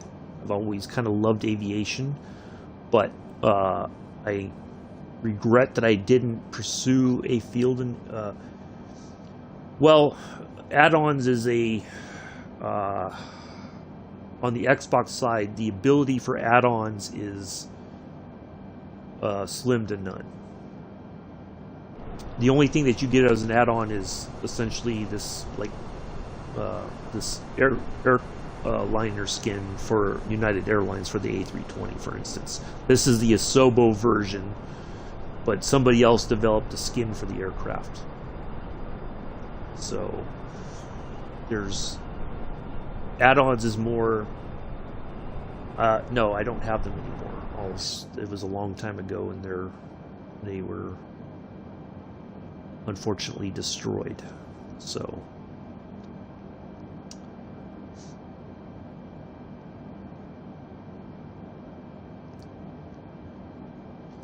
but yeah, if you go to those links, the flight simulator forums, a lot of the questions that you might have might be answered there. So you could have a Boeing, you can. Now, the problem with the Boeing on the Xbox side is developed by somebody called Captain Sim. Now, some people, it's a reskinned 747. So they took the 747 from Asobo and basically changed the outside of it to look like a 777. Okay, but it has the 747 systems in it, so sometimes it works and sometimes it doesn't. So but there are other options. Yes, on the PC we don't have those options currently, and we may not get them on the Xbox side. So reduce our speed to 250.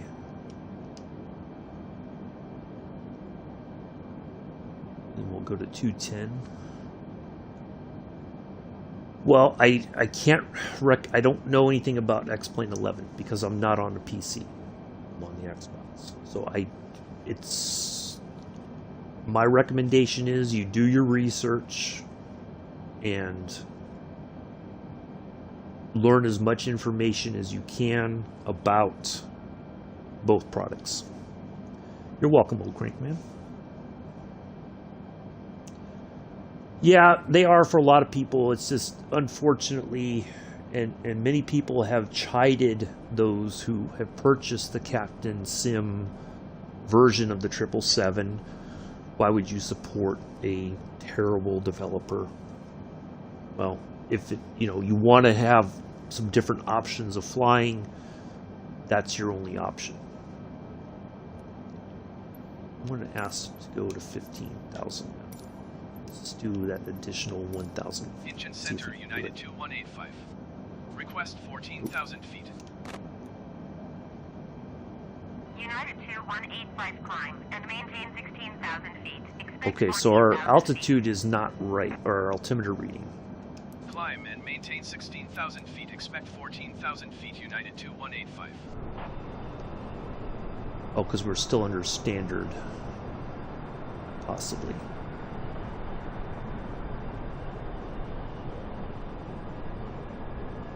Well, now we learned something new. Yes, you can get the standard version for free if you have Game Pass. That is correct.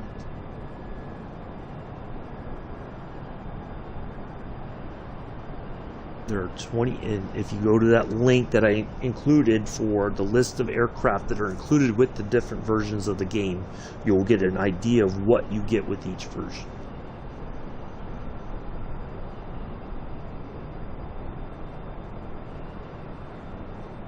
So we're still not really updated. United 2185, you are 700 feet. 30. above your Oh, altitude. well, Descend and maintain 16,000 feet altimeter, 30.38. there we go. Descend and So maintain now we finally got our. 16,000 feet. United 2185. So I wasn't too far off. I don't. I can't really say for certain. It's dependent on where you are in the world. I don't know what the currency exchange. No, it has not been the same experience. Oh, great. That's the problem. It was advertised when Microsoft, apparently when they announced Flight Simulator 2020, they said it was going to be developed for both. There have been some significant teething problems on the console side that have not been. I don't know right now. Yeah.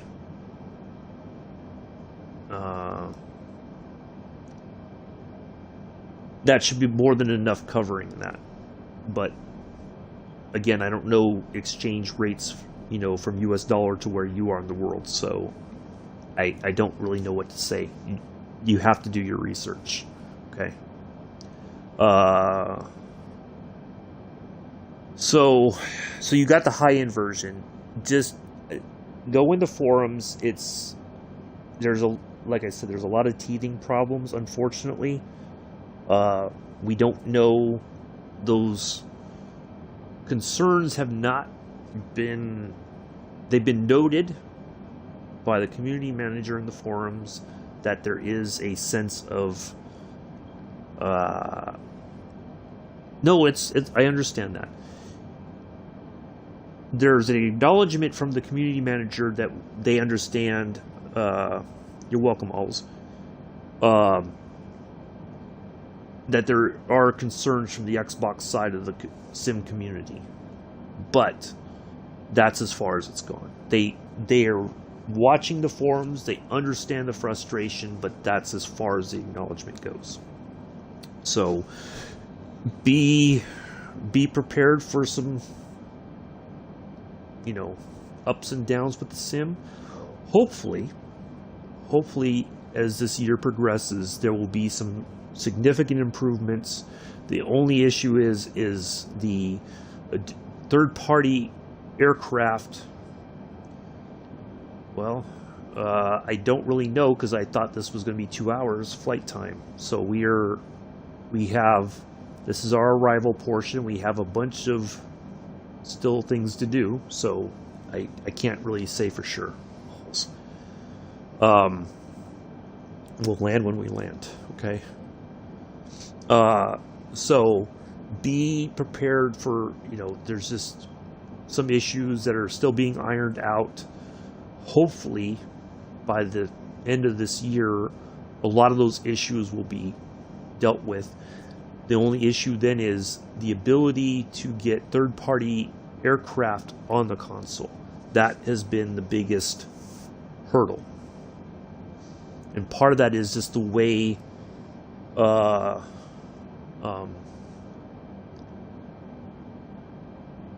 Microsoft and Asobo encourage third-party developers to release the aircraft on the PC and the console, but if the third-party developer says no, then that's on them. Okay, well, I understand alls. I did a flight, so I don't know what to say to that. I'm just going as quickly as I can. We still have lots of stuff to do, so I don't know really what else to tell you. We will land as soon as we can. Okay, as soon as we are told that we can, I promise you. But we still have, essentially, we look now, we're going to turn to the right coming up. GOFS. Oh, I've not heard of that. So we're going to turn to the right, and as soon as we'll turn, we'll see the rest of our arrival information. Okay.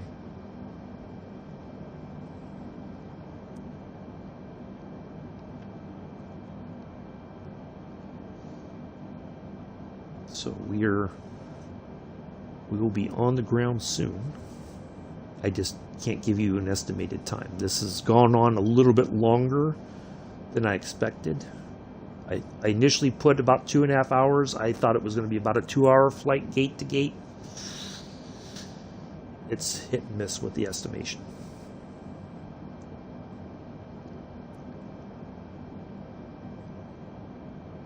So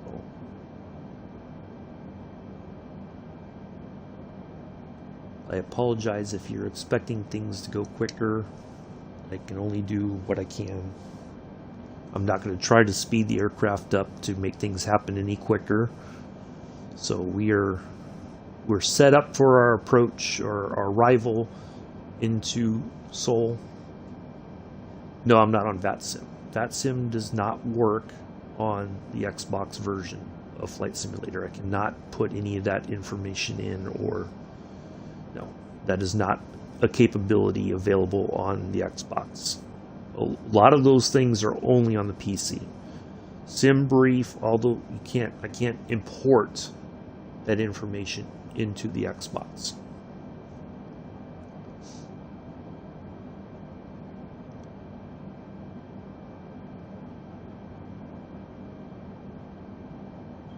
Kind of cut the corner there.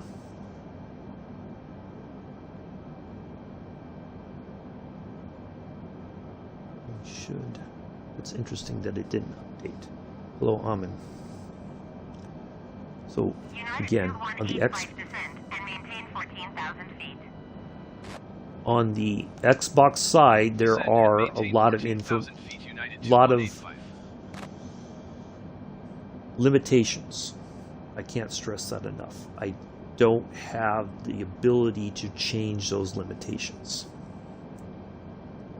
Yes. Well,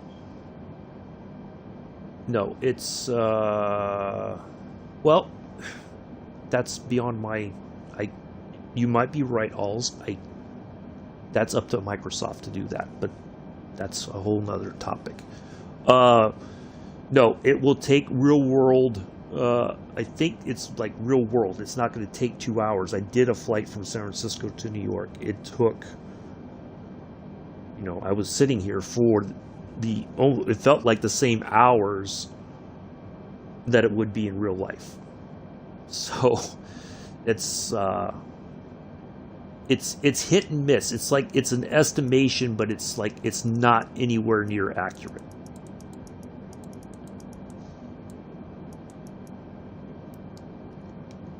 Sometimes we get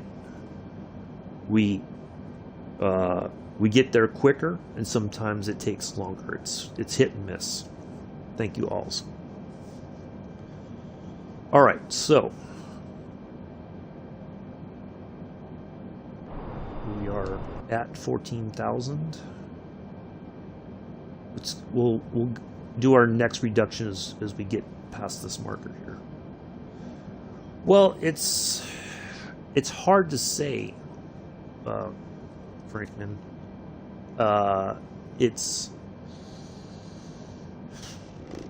It's kind of like it is what it is, and I try to work within the frame of what information I'm given, so I don't quite know.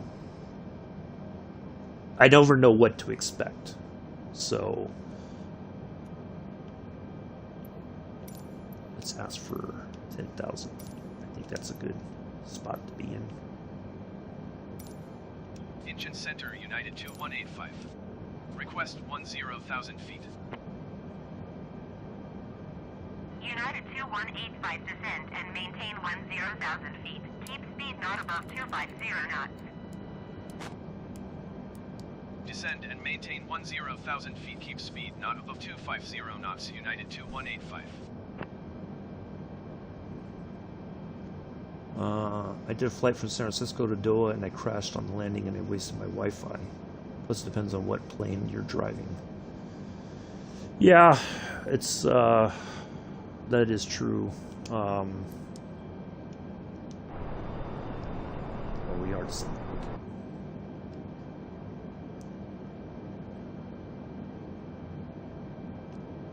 So,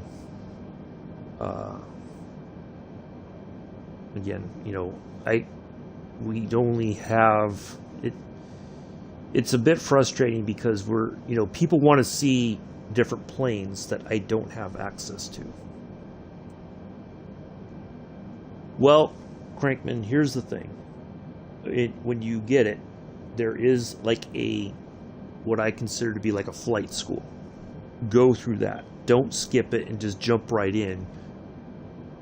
Because you'll need, unless you have a yoke and everything, you're going to need to learn how to control the plane with just the controller.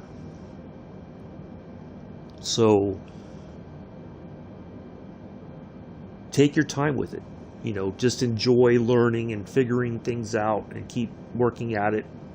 I flew the 152 for quite a while before I started flying in the jetliners. So, take the time to learn the systems, basically. So, and just enjoy that for what it is. But many people bypass a lot of those things. Just like in Train Sim, people bypass the tutorials and just go like, I'm going to operate this. And then they get frustrated when it doesn't work like they think it will work. So do the quote-unquote flight school. There is an add-on that you can get that teaches you about flying A320. I highly recommend that.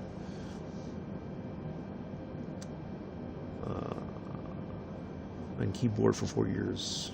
Okay. That's awesome.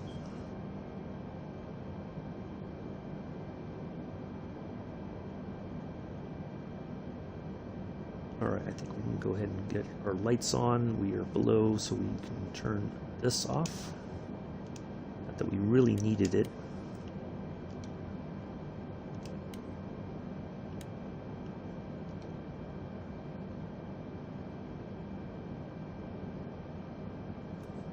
Alright, I'm going to ask for 8,000.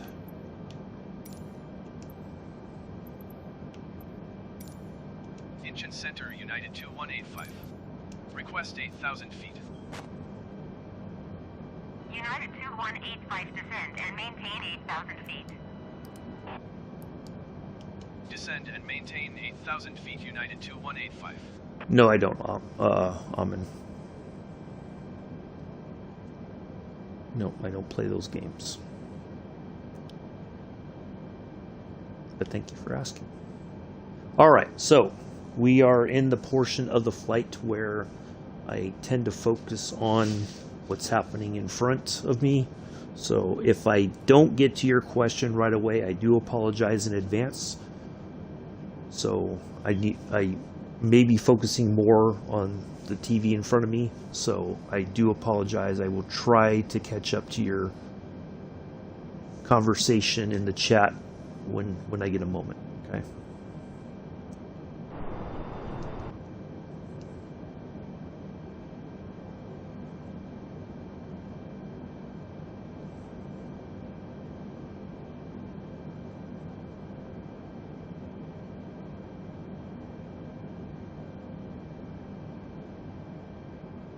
Looks like snow here. I could be wrong though. It just may be the way the light looks on the ground.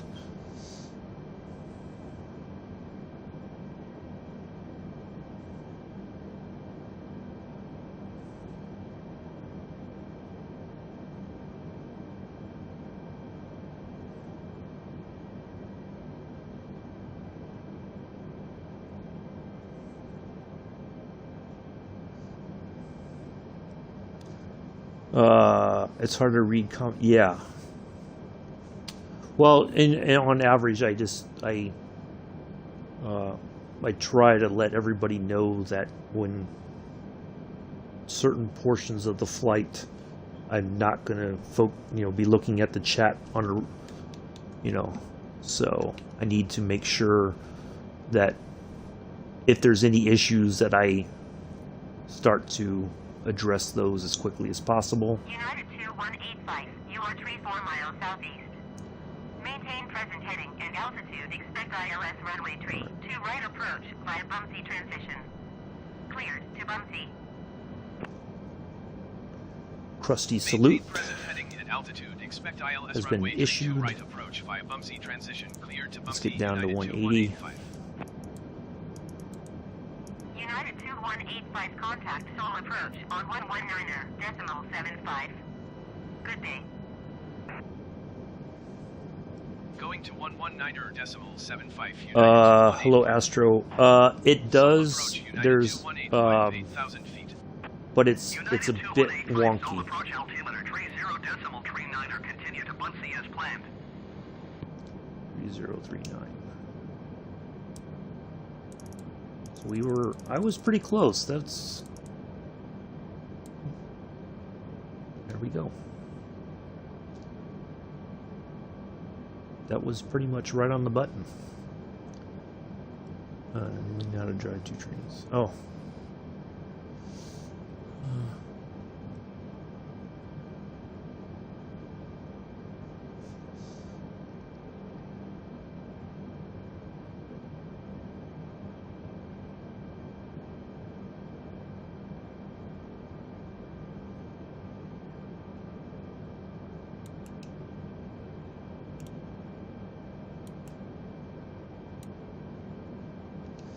Alright, so we're getting there. We're almost there. I'm going to go ahead and drop to 160. More flaps down to start really slowing the plane down.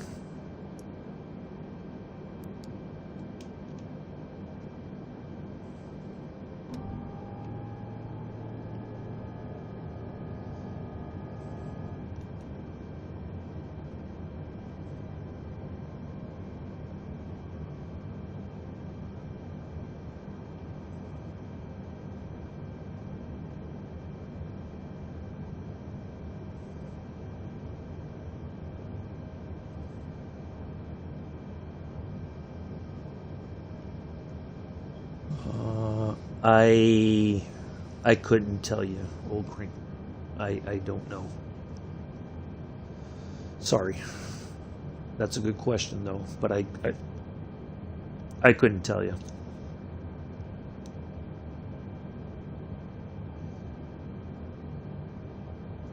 United 2185 descend and maintain 5,500 feet. Descend and maintain 5,500 feet United 2185.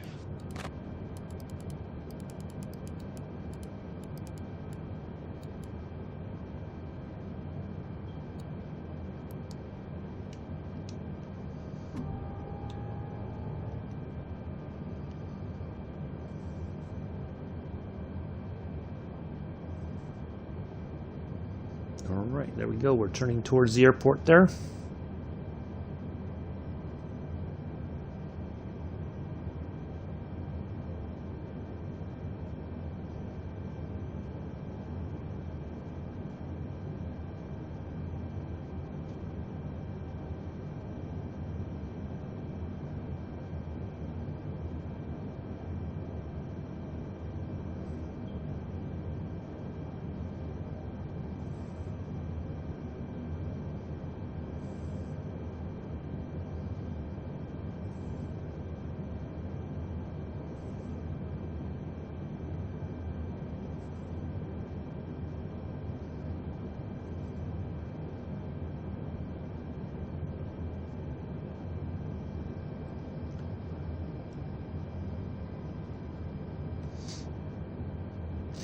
I think that's a rather interesting question, and I think I've seen people talk about it in the forums, but I'm not 100% sure.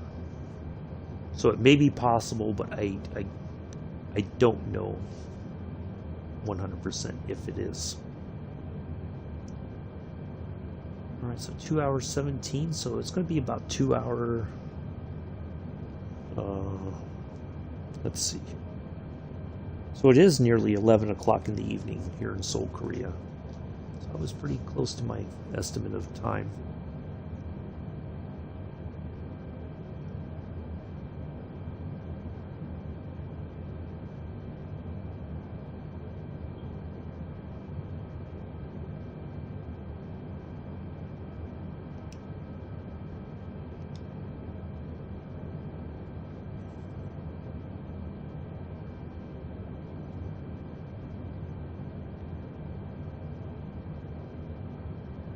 United 2185, descend and maintain 4,000 feet. Descend and maintain 4,000 feet United 2185.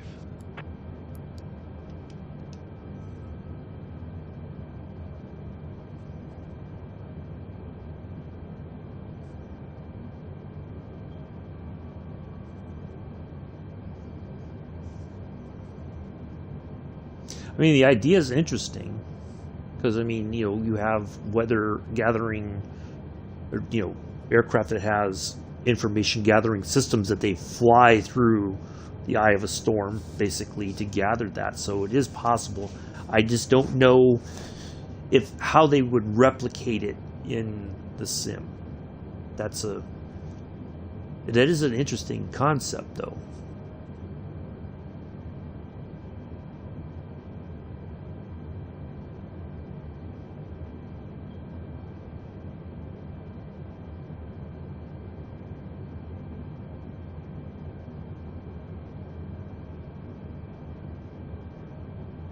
All right.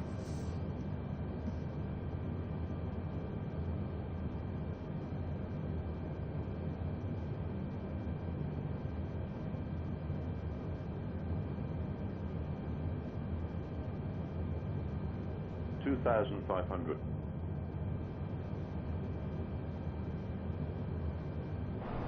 Flying over I guess either this is like a low mountain or something. It appears flat, but it may not be flat. I don't know. United 2185, descend and maintain 2,800 feet. Descend and maintain 2,800 feet United 2185.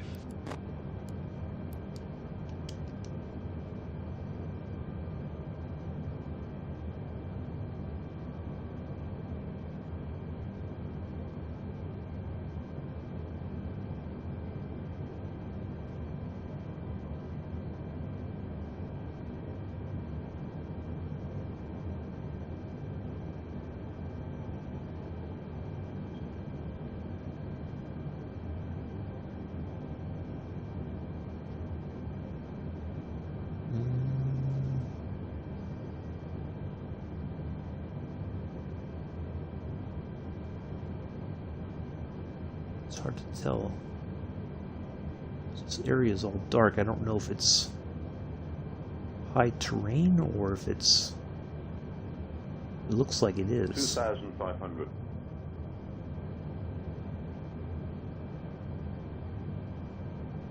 Wow. Interesting that we're coming in over...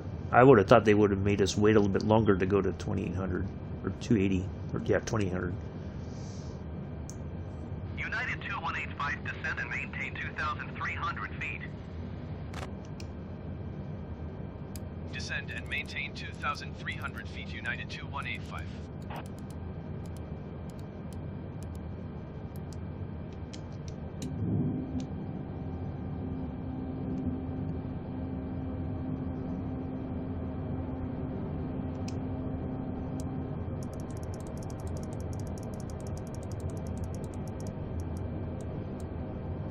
Got our last bit of speed reducing.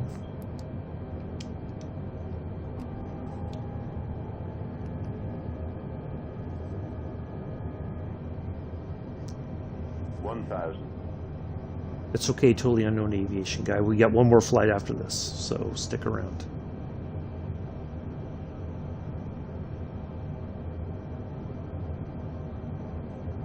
United 2185, you are 900 miles southeast of Gimpo. Contact Gimpo Tower on 118.05 when inbound.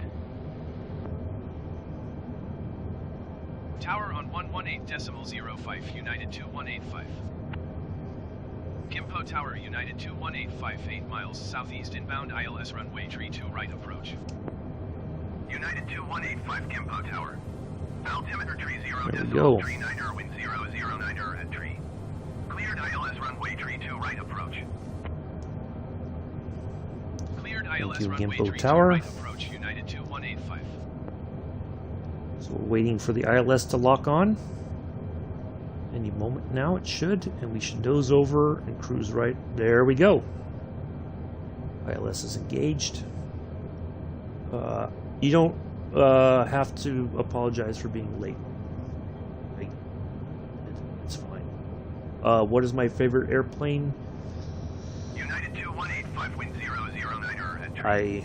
Cleared to don't land know. runway tree 2 right. Or yeah. Cleared to land runway 32 right, United 2185. It just depends. I mean, I don't know. So I try to fly different things and enjoy all of them for what they are.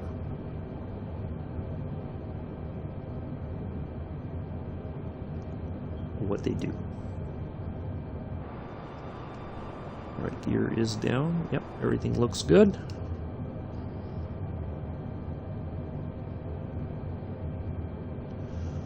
Okay. Here we go. 1,000.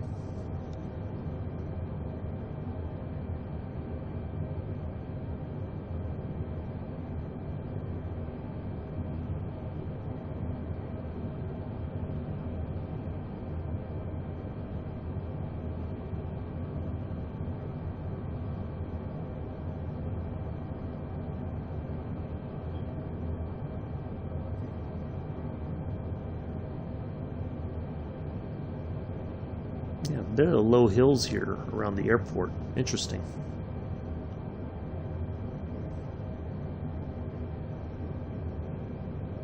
Certainly a little bit more challenging at night. 500. Go. 400.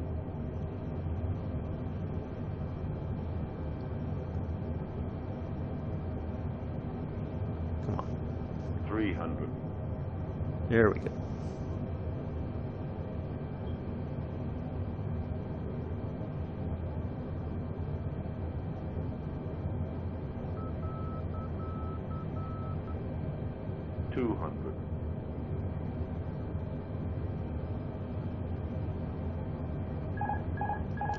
Over the runway. 100.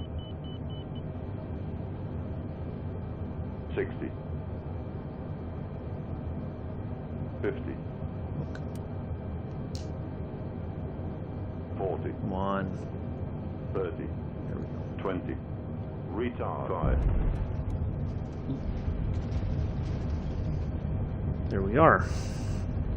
Hovered a little bit too long for my taste, but we're here. On behalf of myself and the entire flight crew, including First Officer Imela and First Officer Amin, welcome to Seoul, Korea. Local time is 2300 hours in the evening.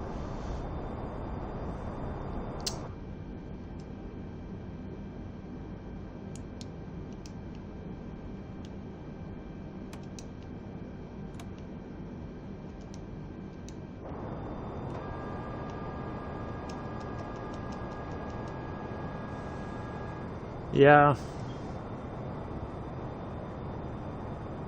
We have a bot now? No. What do you mean a bot? Thank you. Yeah, it was a bit hard, but it was very difficult to judge the terrain. Like, I thought for sure we were going to clip the clip a mountain or something. So we made it.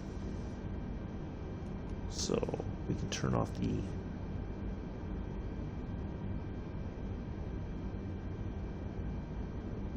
we'll get everything turned off here in a second as we come off the runway here.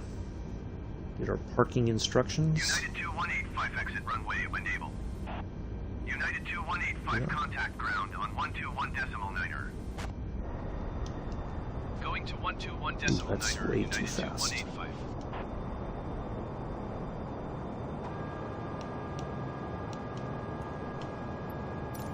Alright, 1, 2, we got that one, and to the gates, please. United 2185 request taxi to the gate.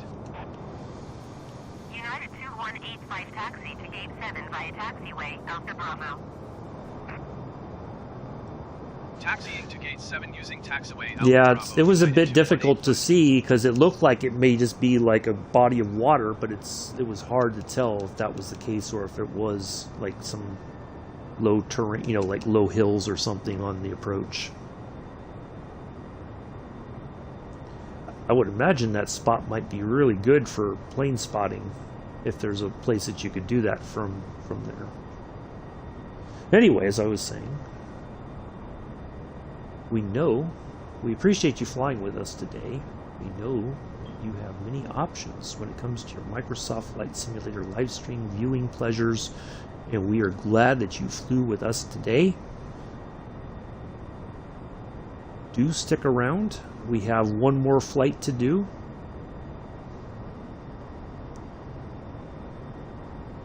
Yeah. Mick is my moderator. Trusted friend and confidant.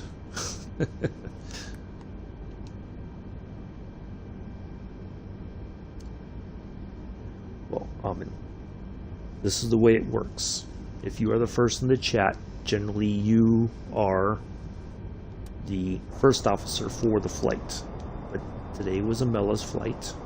Okay, so Imela is the first officer. I gave you second first officer, so there you go, because you were the first in the chat.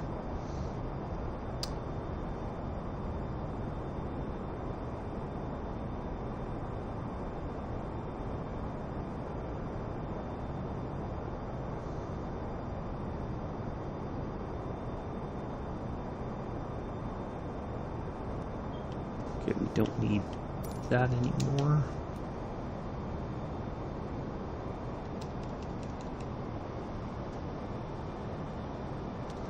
And if the Captain Sim 777-300ER is fixed to some level of stability, I would be happy to fly it again. I may give it another try, but right now it's in the hangar for the foreseeable future.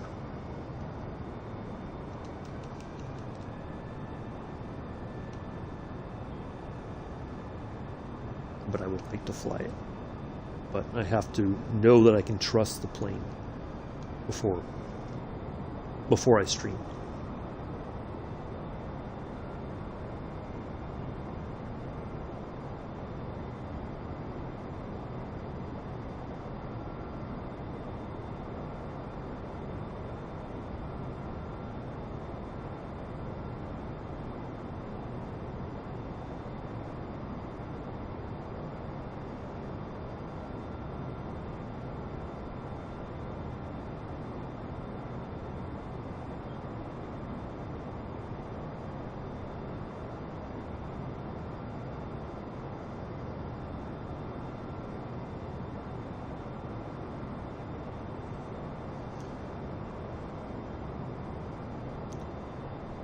Well, hopefully you get your wish there,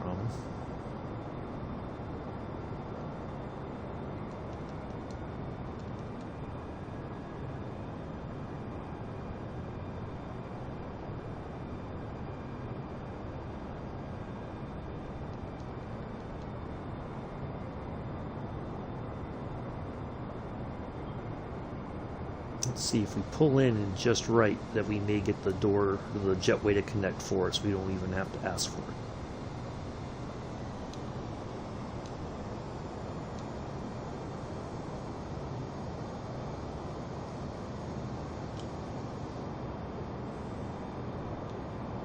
Nope, not this time.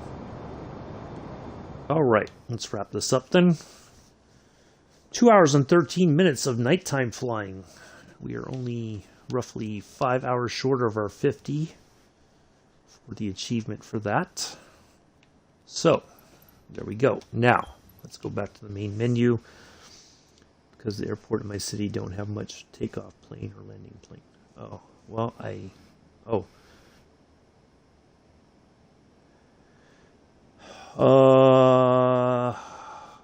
yeah. I would like to go plane spotting at the airport near where I live, but there's not a lot of,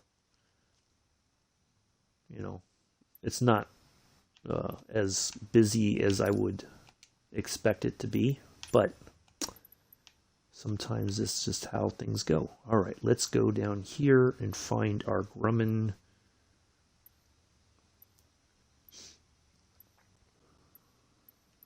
There it is. And we'll pick our livery. I like this one. And we'll change turn off the, I'll go to my,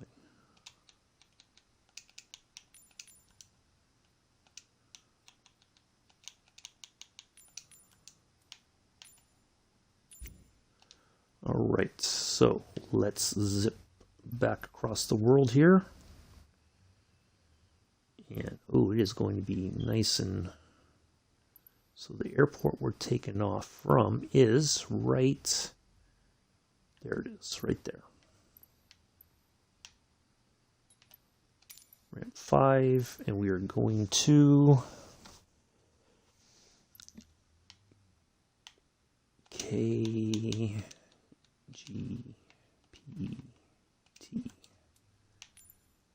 There we go. We're coming in on runway 32, arrival, and we want VOR to VOR. There we go. Wait a minute. That's odd, because last night,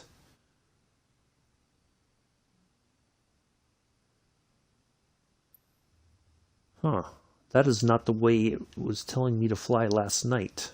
Interesting.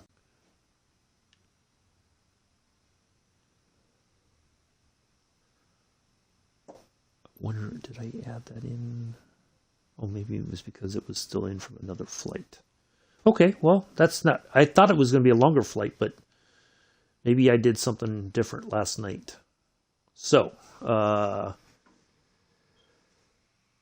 thank you, Mick. Amen. I can assure you, I will get around the world eventually, okay? Please be patient, okay? Please. Thank you. I appreciate your enthusiasm. Please be patient, okay? All right. I need to... Okay, I do have the VOR information. Perfect. Okay, let's go in here and get things... Oh, before we do that, let's go to our options and go to our assistance. And go to, I know that there's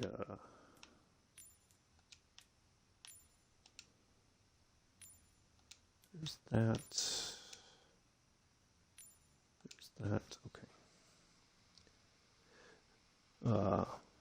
No, we're just going to go and do this little flight.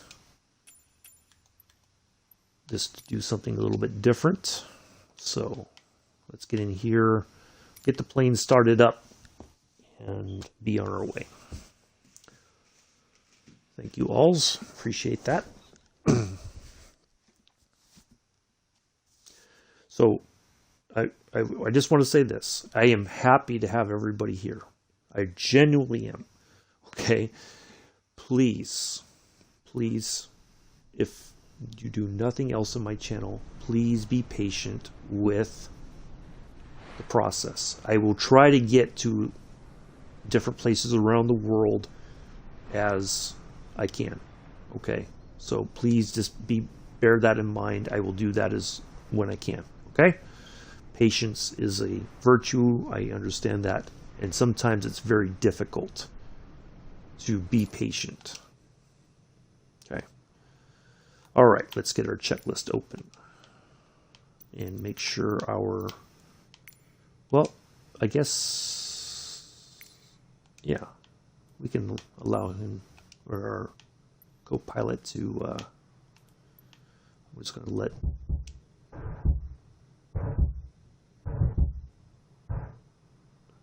all right, there's that. There's that. All right, now the right engine switch. Beacon. We're going to slow things down a little bit on right now. Right fuel pump. On. Prime engine 2. Now this is the part I'm going to allow, because it seemed to be a bit weird last night when I tried it. As required. Magneto 2 switch.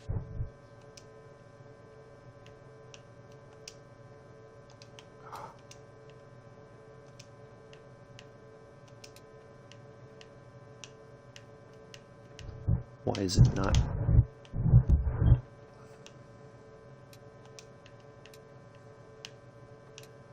Why is it not allowing me to... Ah, it's not letting me... Both. Crank right starter. Okay. Right engine started. Right fuel pump. Off. Off. Engine oil pressure. Check. All right, now we'll do the left engine. Left fuel pump. On. Prime engine 1.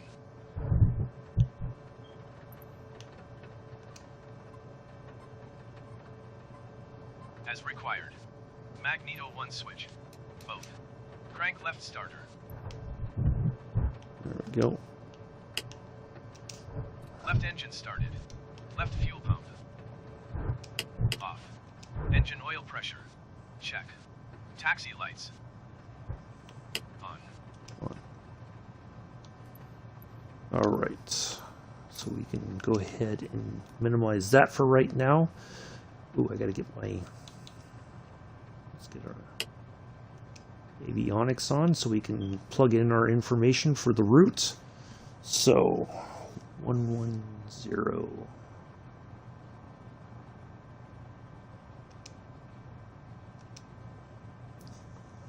109.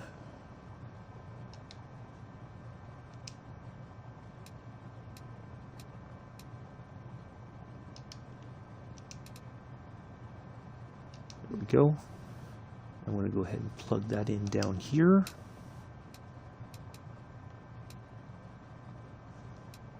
$109. There we go. There's that. And I think we have everything else. Our courses. Well, hold on a second. Okay. I'm trying to be as patient as I can with the questions. I understand that people want to see different regions of the world. Now, Totally Unknown Aviation Guy, if you go back about a month or so ago in my streams, I did a flight in Vietnam. Okay, so that already exists. Okay, this is not necessarily a warplane. This is a search and rescue plane. Okay, so I do appreciate the questions. I honestly do. I'm trying, but I'm asking, please be patient, okay?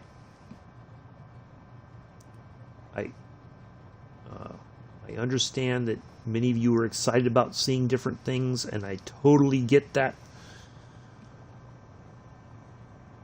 So, please, okay? All right, I need to refile this so I get some different information. So we need to change this. We need to remove that part of it.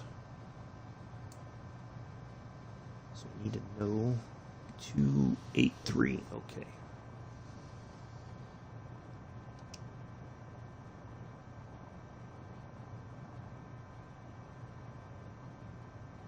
So that is generally the way we're going to head once we take off. So we will update that once we're in the air. We want to make sure this is also set to 283.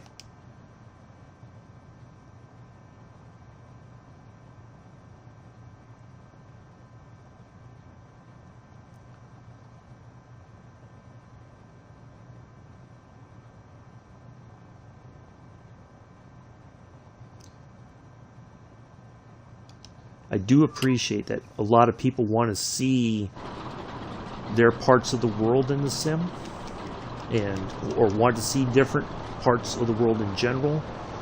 I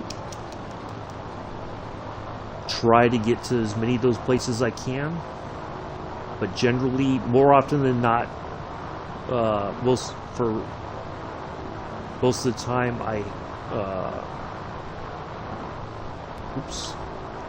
have already flown it. So if you look in the library of videos,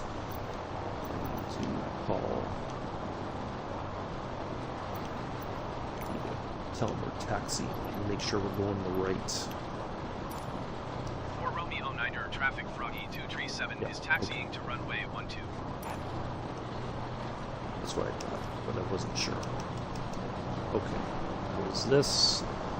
Sweet, we just gotta remember that. How do I run my audio? I use a headset that is Xbox compatible, and I just it goes through Aircast through Twitch. It probably isn't perfect, but that's the best that I can do on the Xbox.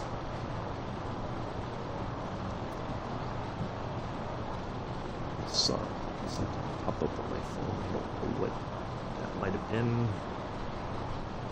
It's a call or a text or junk.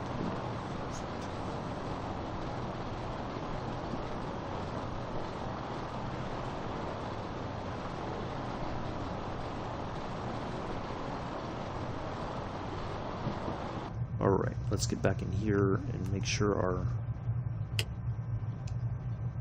other lights and this one needs to be on for right now. I'm going to put that on just in case, and we don't need the fan on.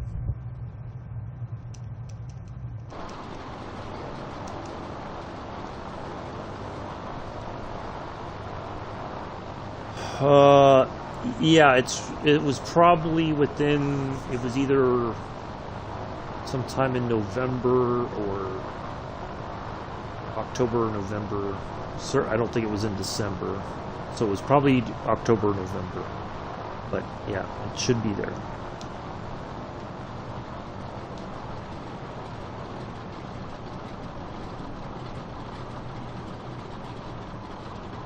So I understand that lots of people want to see it happen live. The issue is that, you know, because this is before I was doing the viewer requested flights. I didn't have a flight scheduled yet. You know, I had some empty dates open, so I got it in there. What I find more often than not is the folks who ask for those flights don't always come into the chat during the flight. And so then they come in kind of mad that they missed it, like it's my fault that they missed it.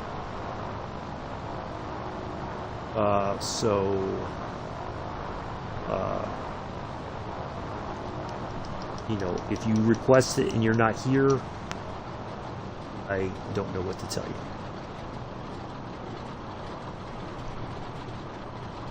So,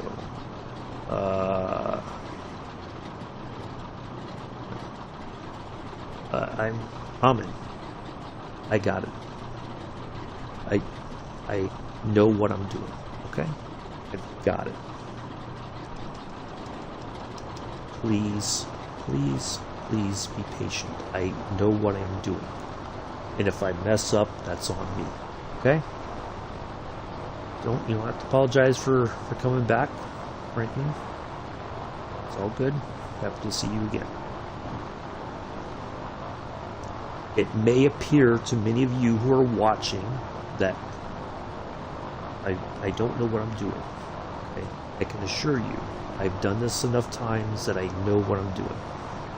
And if I make a mistake, then that is on me. Okay?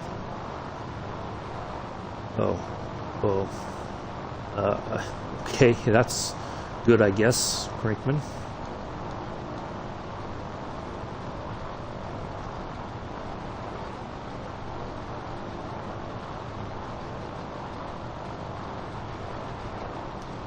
Oh, you found 2 Game Boys. Well, I don't know. I guess I'd keep the one that you know works very well and get rid of the other one. Might get a little bit of money for it. Who knows?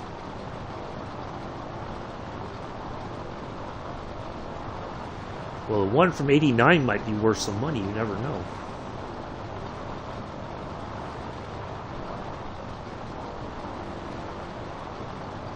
I bet you if you look on YouTube, if people are selling them, they're probably demanding a pretty high price.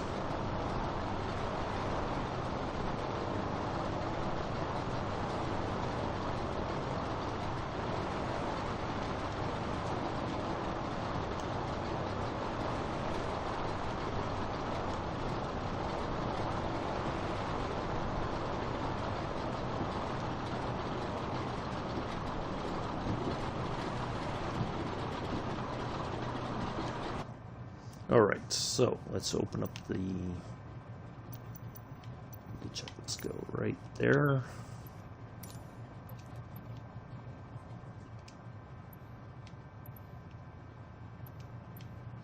Exercise props. Oops. Fuel pumps. Oh, no. Ah! Crap. Oh. Ah.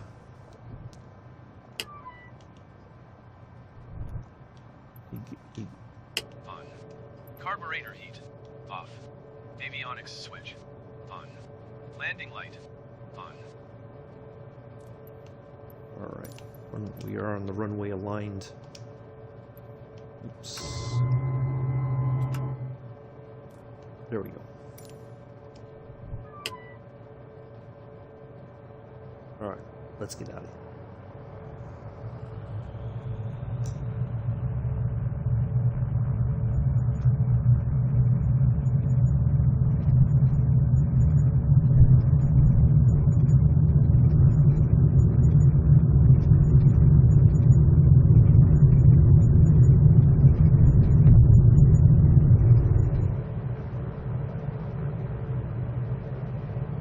Smooth this takeoff, but it'll do.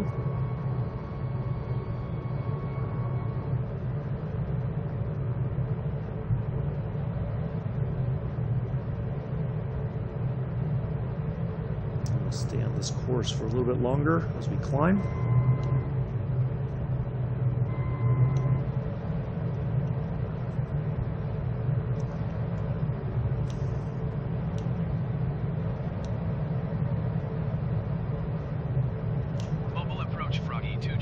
Is type 1 miles southeast of 4 Romeo 9 or 500 feet. Request flight following. Foggy 237 mobile approach. Squawk 3363. Squawk 3363 Froggy 237. Foggy 237 radar contact 2 miles southeast of 4 Romeo 9er, 1,500 feet. Altimeter tree 0.24. Roger, Froggy 237. That's about as close as I can estimate it. Let's swap the frequencies for the nav. Swap frequency for the nav. Foggy 237 contact mobile approach on 121.0. Good day. 121.0 Froggy 237. Mobile approach Froggy 237 2,500 feet. Froggy 237 mobile approach altimeter tree 0.24 continuous planned.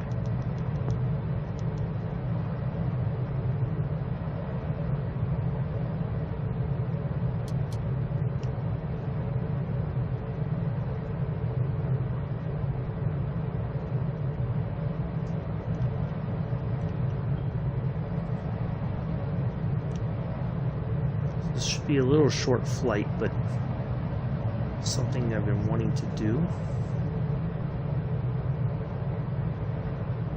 Let's say that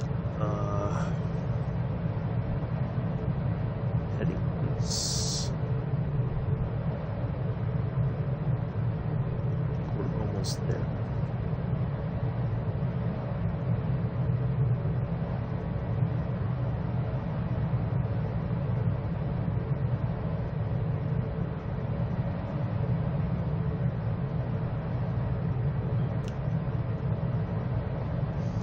Was 283. Okay. So we're gonna do this 283.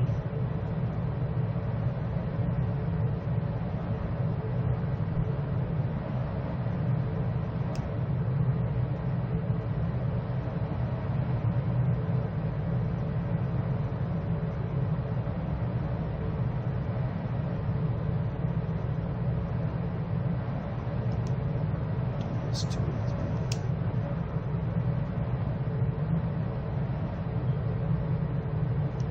Okay.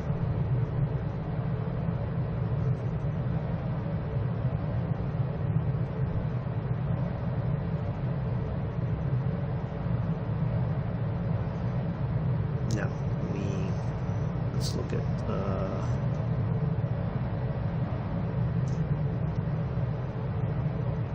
chart information. Pull that up real quick. And let's see, we're landing on 3-2 right, I think it was.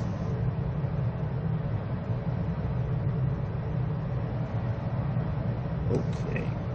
Alright, so I have a good idea how the airport is laid out. So even with the cloud cover, we should be okay.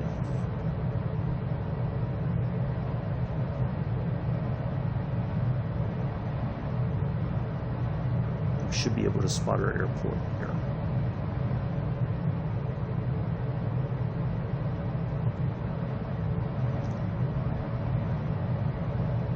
Now these systems are not perfect, and sometimes it's a bit now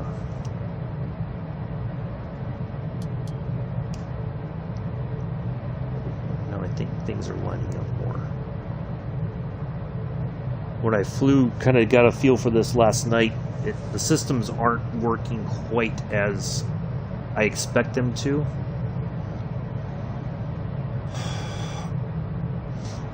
I don't remember the title. Totally Unknown. I don't remember. You're asking me at a very inopportune time. Hold on, let me look at my... If I can think of when it was.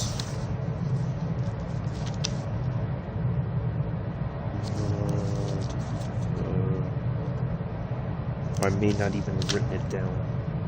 Hold on.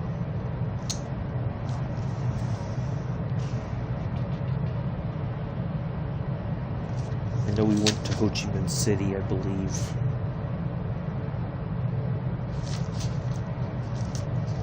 back in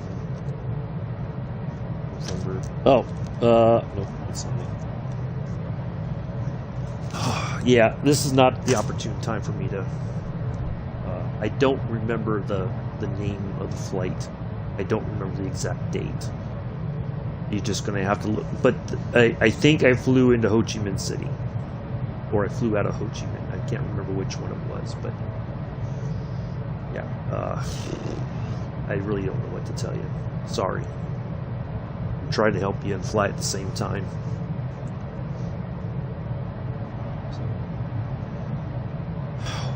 Hopefully you find it.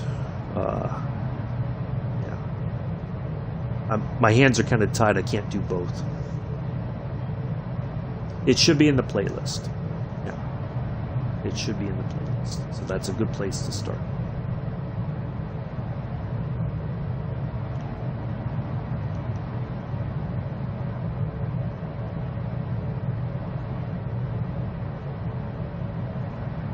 Well, there must be some pretty strong winds or something. Back a little bit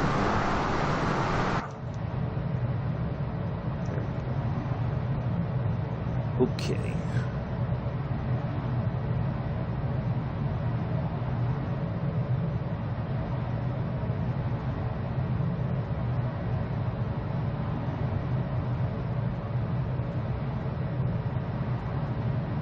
I feel like we're veering off course here. Does it seem like we're not flying towards them?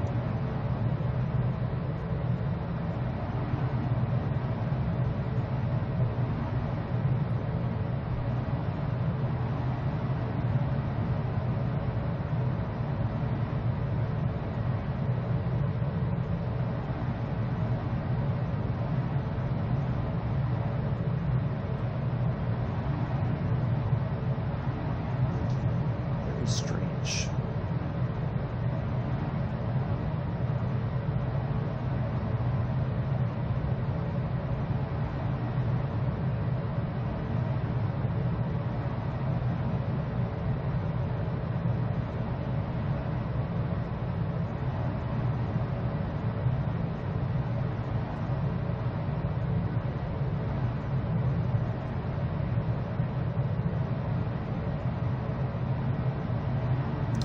Apologize for that.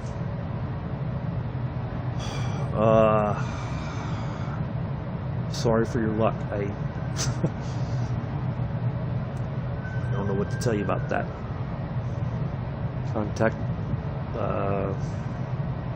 Discord customer support possibly. They might be able to tell you how to fix it.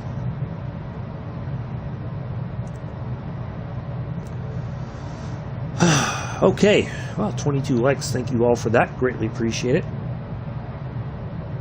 So yeah, we're gonna try this again with the cloud cover. It might present a bit of a challenge, making sure that we know our,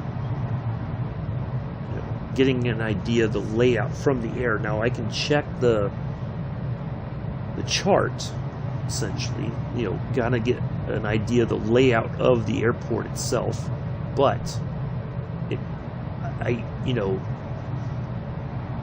seeing something from a map representation sort of does not always tell you what it looks like, in front of you. So as we used to always say in the military, trust but verify. So we are going to verify before we, as we get closer, we'll line up for landing and all that, or we will fly over and we may get essentially what will happen is we should get word from Biloxi approach, or, to that we, they know that we're coming in for landing, and they should assign us that runway. And but we're going to look to make sure we know where the runway is before we set down. Okay, Amin, that's good. Happy to hear that for you. Hopefully you're having a good time with that.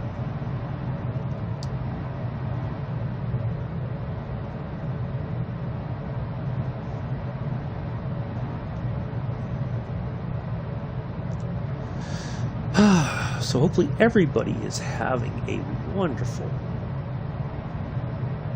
absolutely phenomenal Friday. Well, you know what? We'll just leave the lights on anyway. Let's just have a look outside of how it looks up here. Look at that. Look at all that heavy cloud coming. Ooh. Storms are brewing.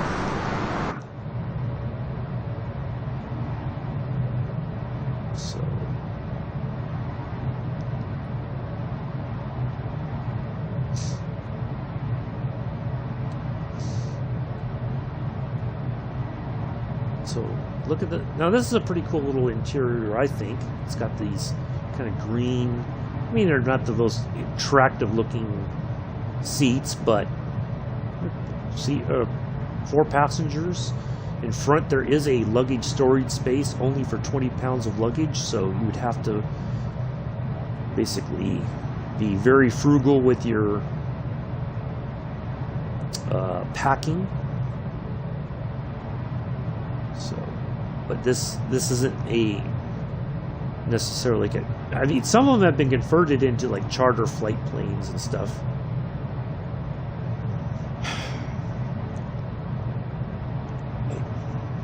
I'm sorry, totally unknown aviation guy. I apologize that it's going to take you that long. I don't know what else to tell you. It's in there somewhere. I don't remember the date off the top of my head. I have my notes, but trying to pay attention to what's going on in front of me and trying to help you, I'm sorry. I'm trying to fly. That is the precedence here. Okay? Please, I just keep searching. If I have a moment when we get to the end, I promise you I will look at my notes, but this is not the best time for you to be asking me these questions or anything like that. Okay? Please. Anyways. Well, that I don't know, Amin. I mean, that's I never played X-Plane, so I don't know that the graphics are better. If you enjoy it, that is fantastic. Happy for you. Okay? I really am.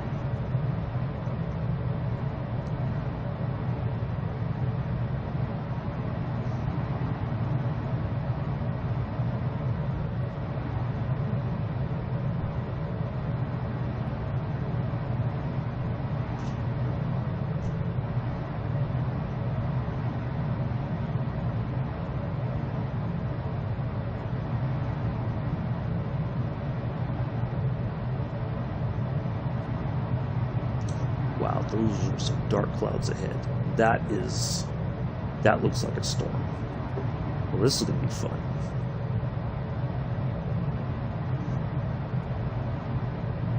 Froggy 237, contact approach on 127.5. Good day. Going to 127. Now, luckily, we are near the Gulf of Mexico, so we're not really worried about high, you know, like any kind of low mountains like we had in 027. Oop, I hear the patter of rain on the windshield. That should be right about there. It's a guesstimation. Oh yeah, look at that. Wow. Oh, nice rainstorm. I am. Trust me, I am fish guns. I am. I'm fine. Thank you.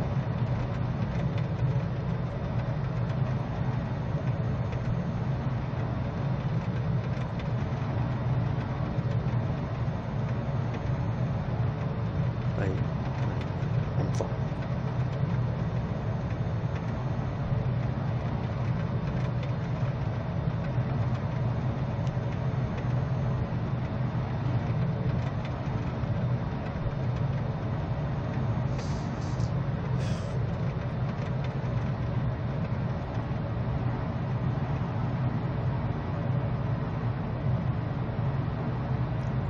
Okay, well, that was an interesting little rainstorm we just flew through. let's have a look. Very cold in Tunis. I don't doubt it. Sorry to hear that.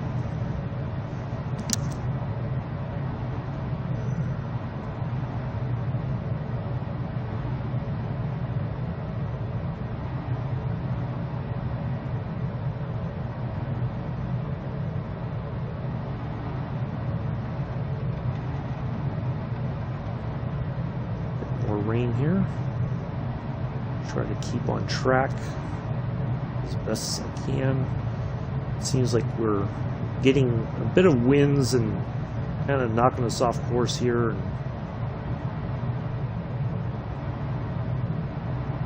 we'll try our best to maintain our correct heading towards destination. Yeah, I knew what you meant there. Oh, stay warm, be safe.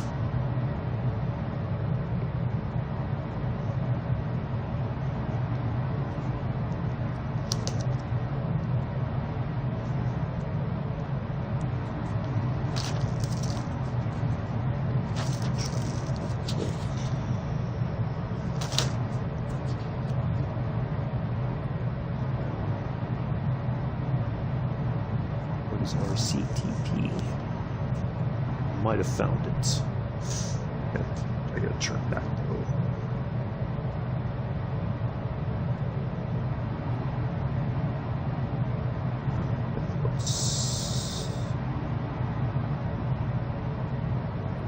CTP, this might be it.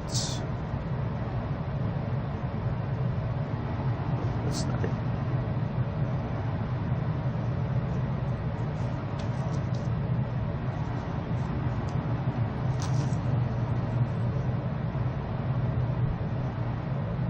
Getting a little bit off track here.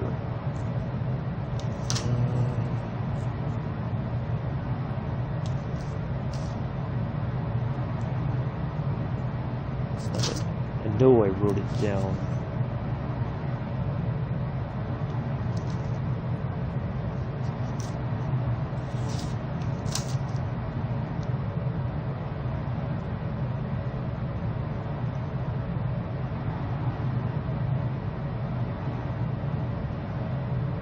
Positive I did.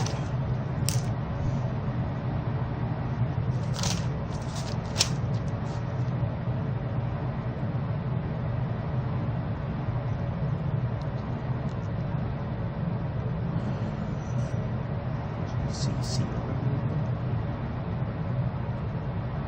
I don't remember.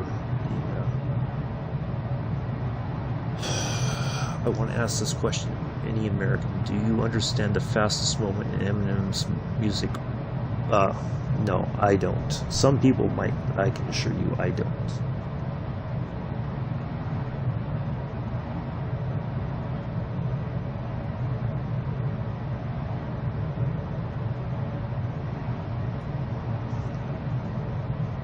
I know it was in an A320. I'm positive of that, so I just got to look for that particular aircraft. Because then that'll tell me when.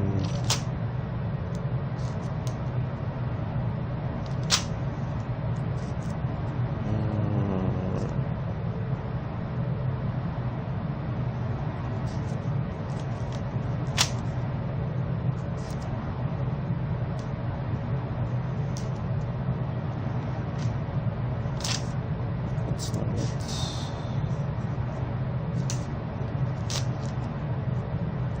I may not have written it down. Oh, there it is. 29th of November. There we go. 29 November there. Totally unknown aviation guy, so there's your date. Alright. So we're making our way towards our destination here in Biloxi, Mississippi. We are kind of zigzagging back and forth, it seems, along our flight path because the wind is kind of taking us all over the place. cannot get it to settle on a correct course.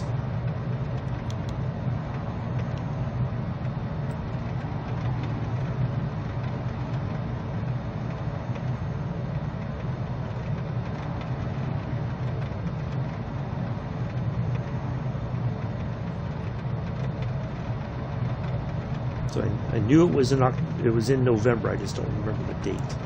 So should have found it fairly quickly. But there we go. 29 November.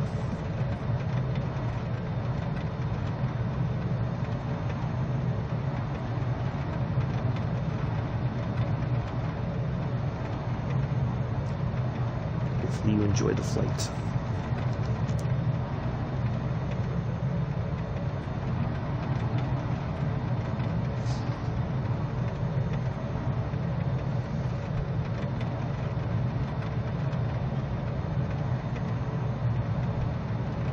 Happy to have found it for you. Okay.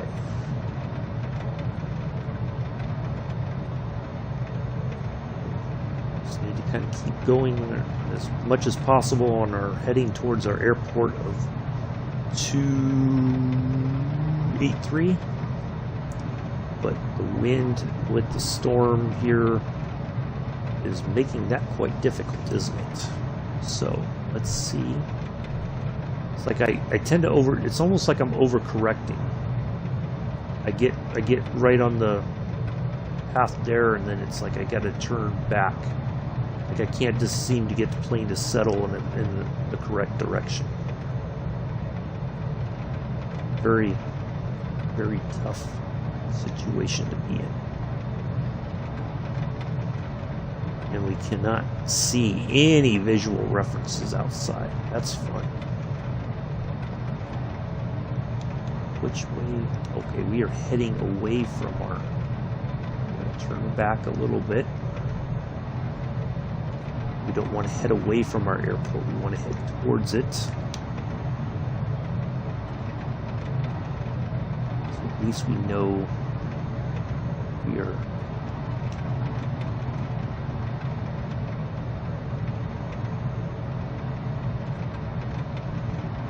heading in the right direction as much as possible. I don't know, this was supposed to be a short flight. We will be on the ground when it said about 30 something minutes. So, but it's taking a little bit longer because we are experiencing some turbulence and everything. So I don't know. I will let you know as soon as I have confirmation of the airport on this screen, kind of. I will know kind of where we're at, and then we'll try to line up and land it. Okay? But thank you for the question.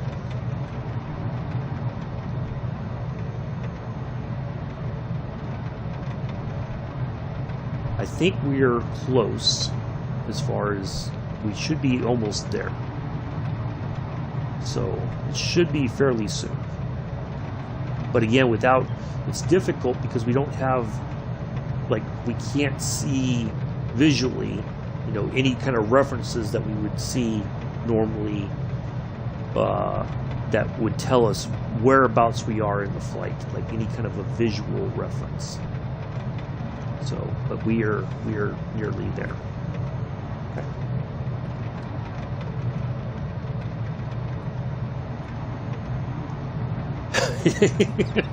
I'm sorry, I just had and trust me, I'm not trying to be mean-spirited towards you, okay? For those of you who don't know, in American culture, in the past, it was typical on a Sunday, for instance, that you would do a family drive, or on a long weekend, you would drive to grandmother's house, or, you know, grandparents' house, to visit them for the weekend. And it's not uncommon, and it's something that they kind of make fun of in movies and whatnot, for kids to ask, are we there yet? So, so that's what it sounds like to me. You're kind of asking me, are we there yet?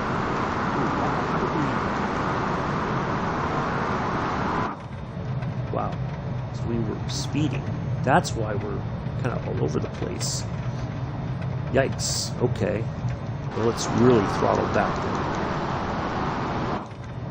Try to get the speed under control. But again, I do appreciate your questions. I'm not trying to be mean, honestly. It made me think of that, you know, kids generally would ask, are we there yet? Are we there yet? Are we there yet? You know, and then I think they even make fun of it in the Simpsons cartoons, if you've ever seen those. Bart will do it just to rile up Homer, you know. And then Homer loses his mind and like lets go of the steering wheel and reaches back there to beat Bart Simpson up for getting on his every last nerve. Not that I want to do that to you, Omri, trust me. It just made me think of that sort of situation. So, yeah. All right, so we are over the water, but we're coming, it seems like we are, I remember this part of the flight plan, so we are getting closer, that's for sure. So, KGPT, let's see if we are close enough to get our landing clearance. Yep, we are. Gulfport Tower Froggy 237 is 4 miles southeast, 2,400 feet with India to land. Wow, 4 miles, okay. Froggy 237 Gulfport Tower. Altimeter 30.28.00. Fly straight in. Ooh, okay. Well, that's going to be a bit impossible because we still have a lot of altitude to lose. Okay, so here's what we're going to do. We're going to... the airport is essentially right here, right? So, okay, there's the low... Wow. Oh, wow, we lost a lot of altitude, so. All right, so there's our runway. So what I'm going to do is I'm just going to get a visual of the area as best as I can in this weather. Okay, and then we'll circle back around and line up. So I kind of get an idea of what we're getting ourselves into. Wow, I did not realize we'd lost that much altitude that quickly. Good thing I saw that. I was like, why am I seeing the ground? Okay, somebody did just call me. Who is it? Oh.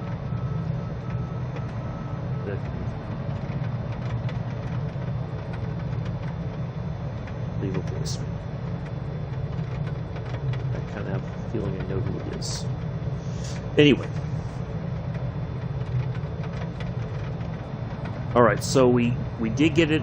We know where we're at. We just flew over the airport. So we are going to try to keep our altitude as level as possible. So I'm going to go out this way just a bit.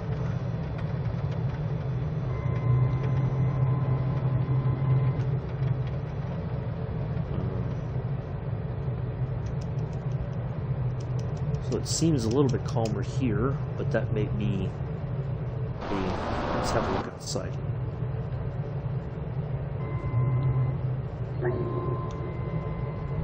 Let's get our wheels down so we're able to touch down here as we line up.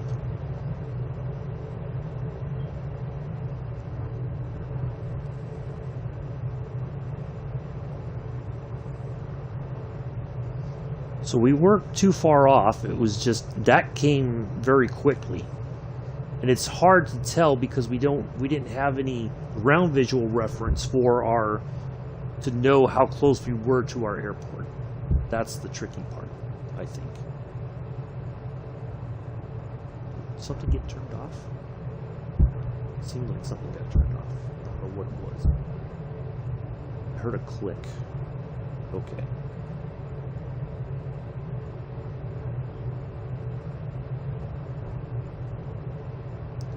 Turning more.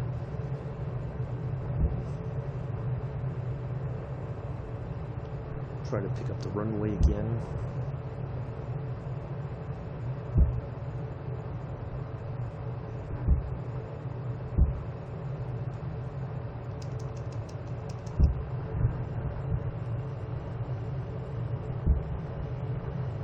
Well, good thing is, if we have to land on the water, we can. Not that there's an airport here. It might be counted as a crash. But thankfully, all I would have to do is essentially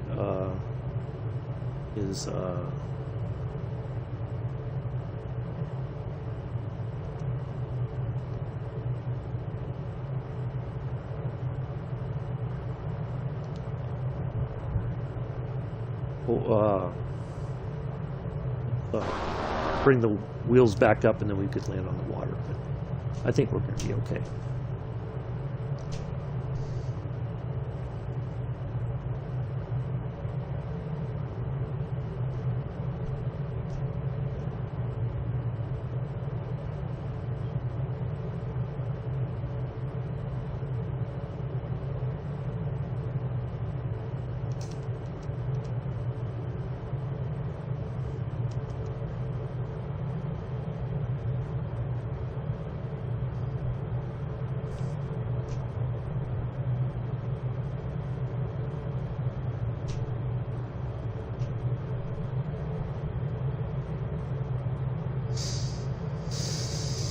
Okay. We'll kind of fly this way just for a bit. Kind of get back towards that track that you see here on the little monitor down here.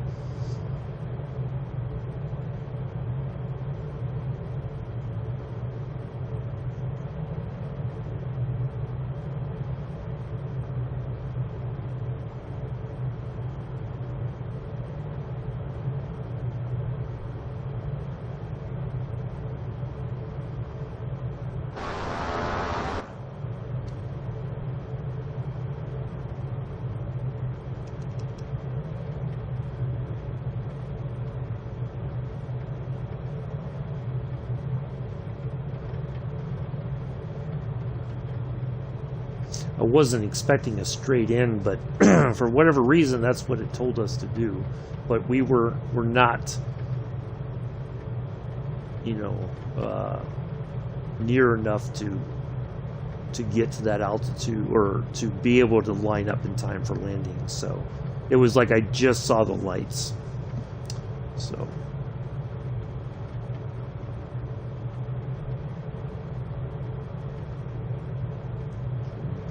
A little bit more.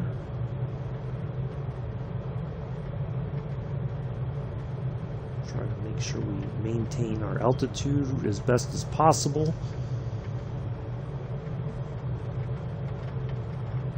Alright, so I think we're in a pretty good position now. We'll make a go of it as best as we can.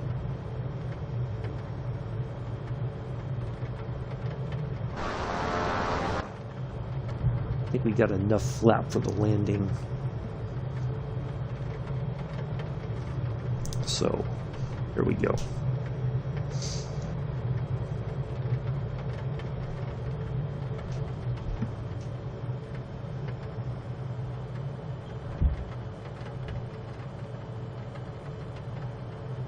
Ooh, we're in danger of stalling. I just realized that. Alright, there's the lights. I didn't realize I nosed up that much we were starting to stall. I saw the lights of the runway, so we are turned towards those as best as we can. Try to line up with those. Yep. Alright. Perfecto.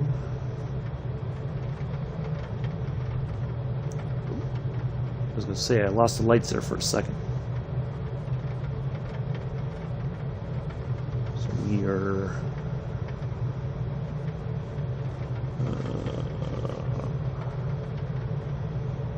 3-2 is the far. Okay, there we go.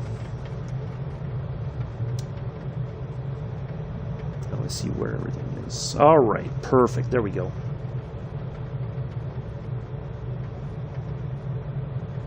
That makes it a little bit easier. And a nice parting of the clouds to make sure we have a better visual reference for our landing.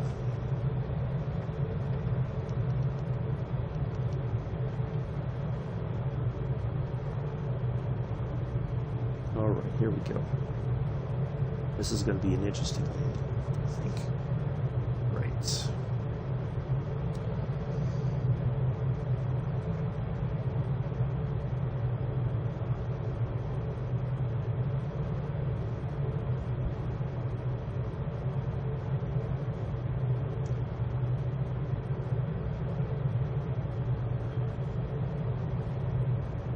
Try to fly. We're gonna cut hard left here, kind of, and try to set it on the ground. It's probably not the most appropriate approach into the runway, but I don't want to have to circle back around again, so we're just gonna fly by the seat of our pants here, as the old saying goes. Add a little bit more flap.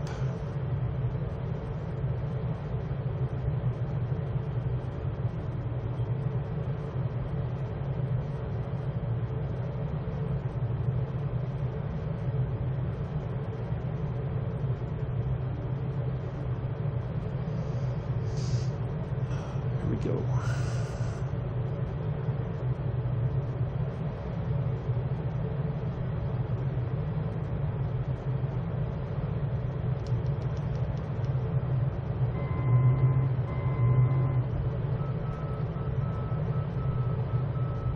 There we go. All right.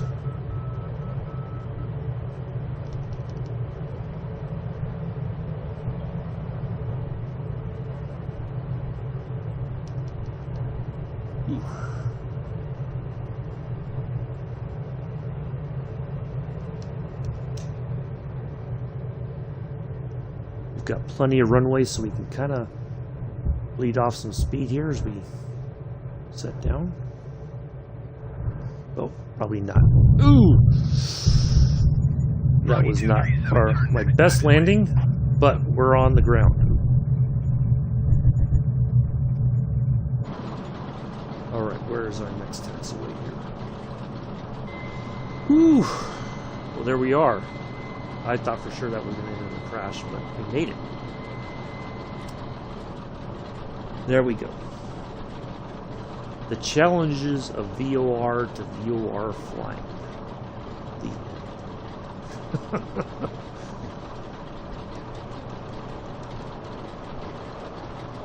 Froggy 237, turn next taxiway. Yep, I will as soon as I get there.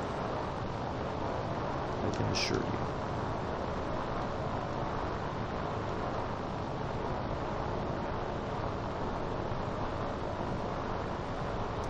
Thank you, Almond. 3 hours and 32 minutes. No, we're not going to die. It could have ended in a crash, but it didn't. I probably throttled back too much too early, but I should have waited a little bit longer. But sometimes it's hard to know when to throttle back. So now I'm going to have to, because I don't know anything about this. I'm going to just put this so that we can know where we're going to taxi to. All right, that's there. Just so we can get this wrapped up here fairly quickly.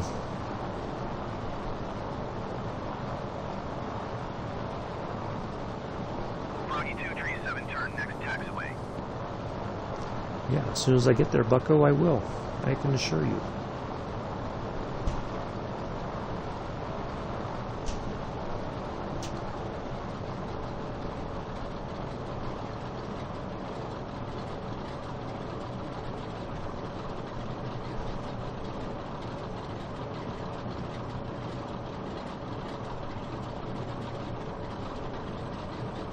Froggy 237, contact ground on 120.4. 120.4 for Froggy 237. There we go. There's that. Parking. We don't want to go to the gates. Request taxi to parking. Foggy 237 taxi to general aviation parking using taxiway Echo. You Taxi got to it. general aviation parking using taxiway Echo Froggy 237. Oh, look at that, right there. Not very far to taxi, thankfully. And we'll go ahead and wrap this up.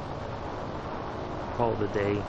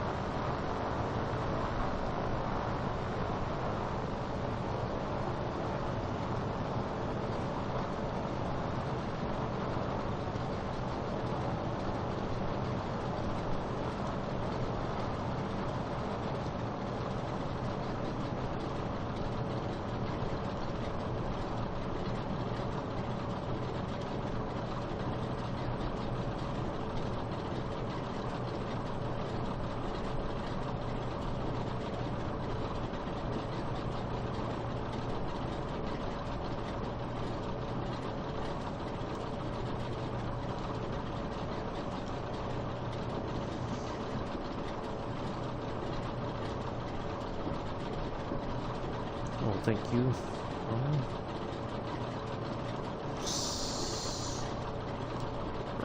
We gotta figure out how to turn this a little bit kind of on a dime here. We overshot our parking spot. It's not going to be perfect parking.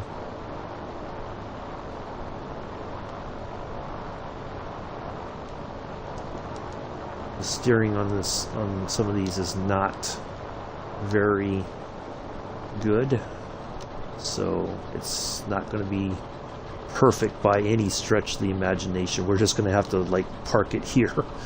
There's no way I can stretch. There we go. Well, that's close enough.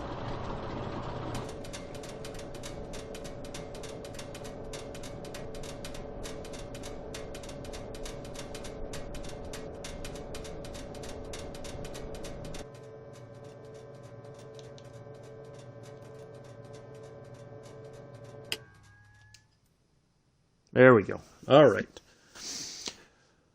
38 minutes, but that seemed like a lot longer, didn't it? All right. That is going to be it for today, folks. I do greatly appreciate everybody coming in, hanging out today. Thank you for the new subscribers, new viewers. Hopefully you enjoyed it.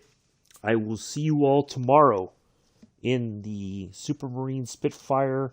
We are going to be flying around Fulda Gap. So if you're not familiar with what it is, you have between now and tomorrow, 6:30 Eastern, 11:30 UK, to check it out. Okay, I will see you all then. Do enjoy the rest of your Friday. Have a great one. I will see you all later. Peace. Live long and prosper.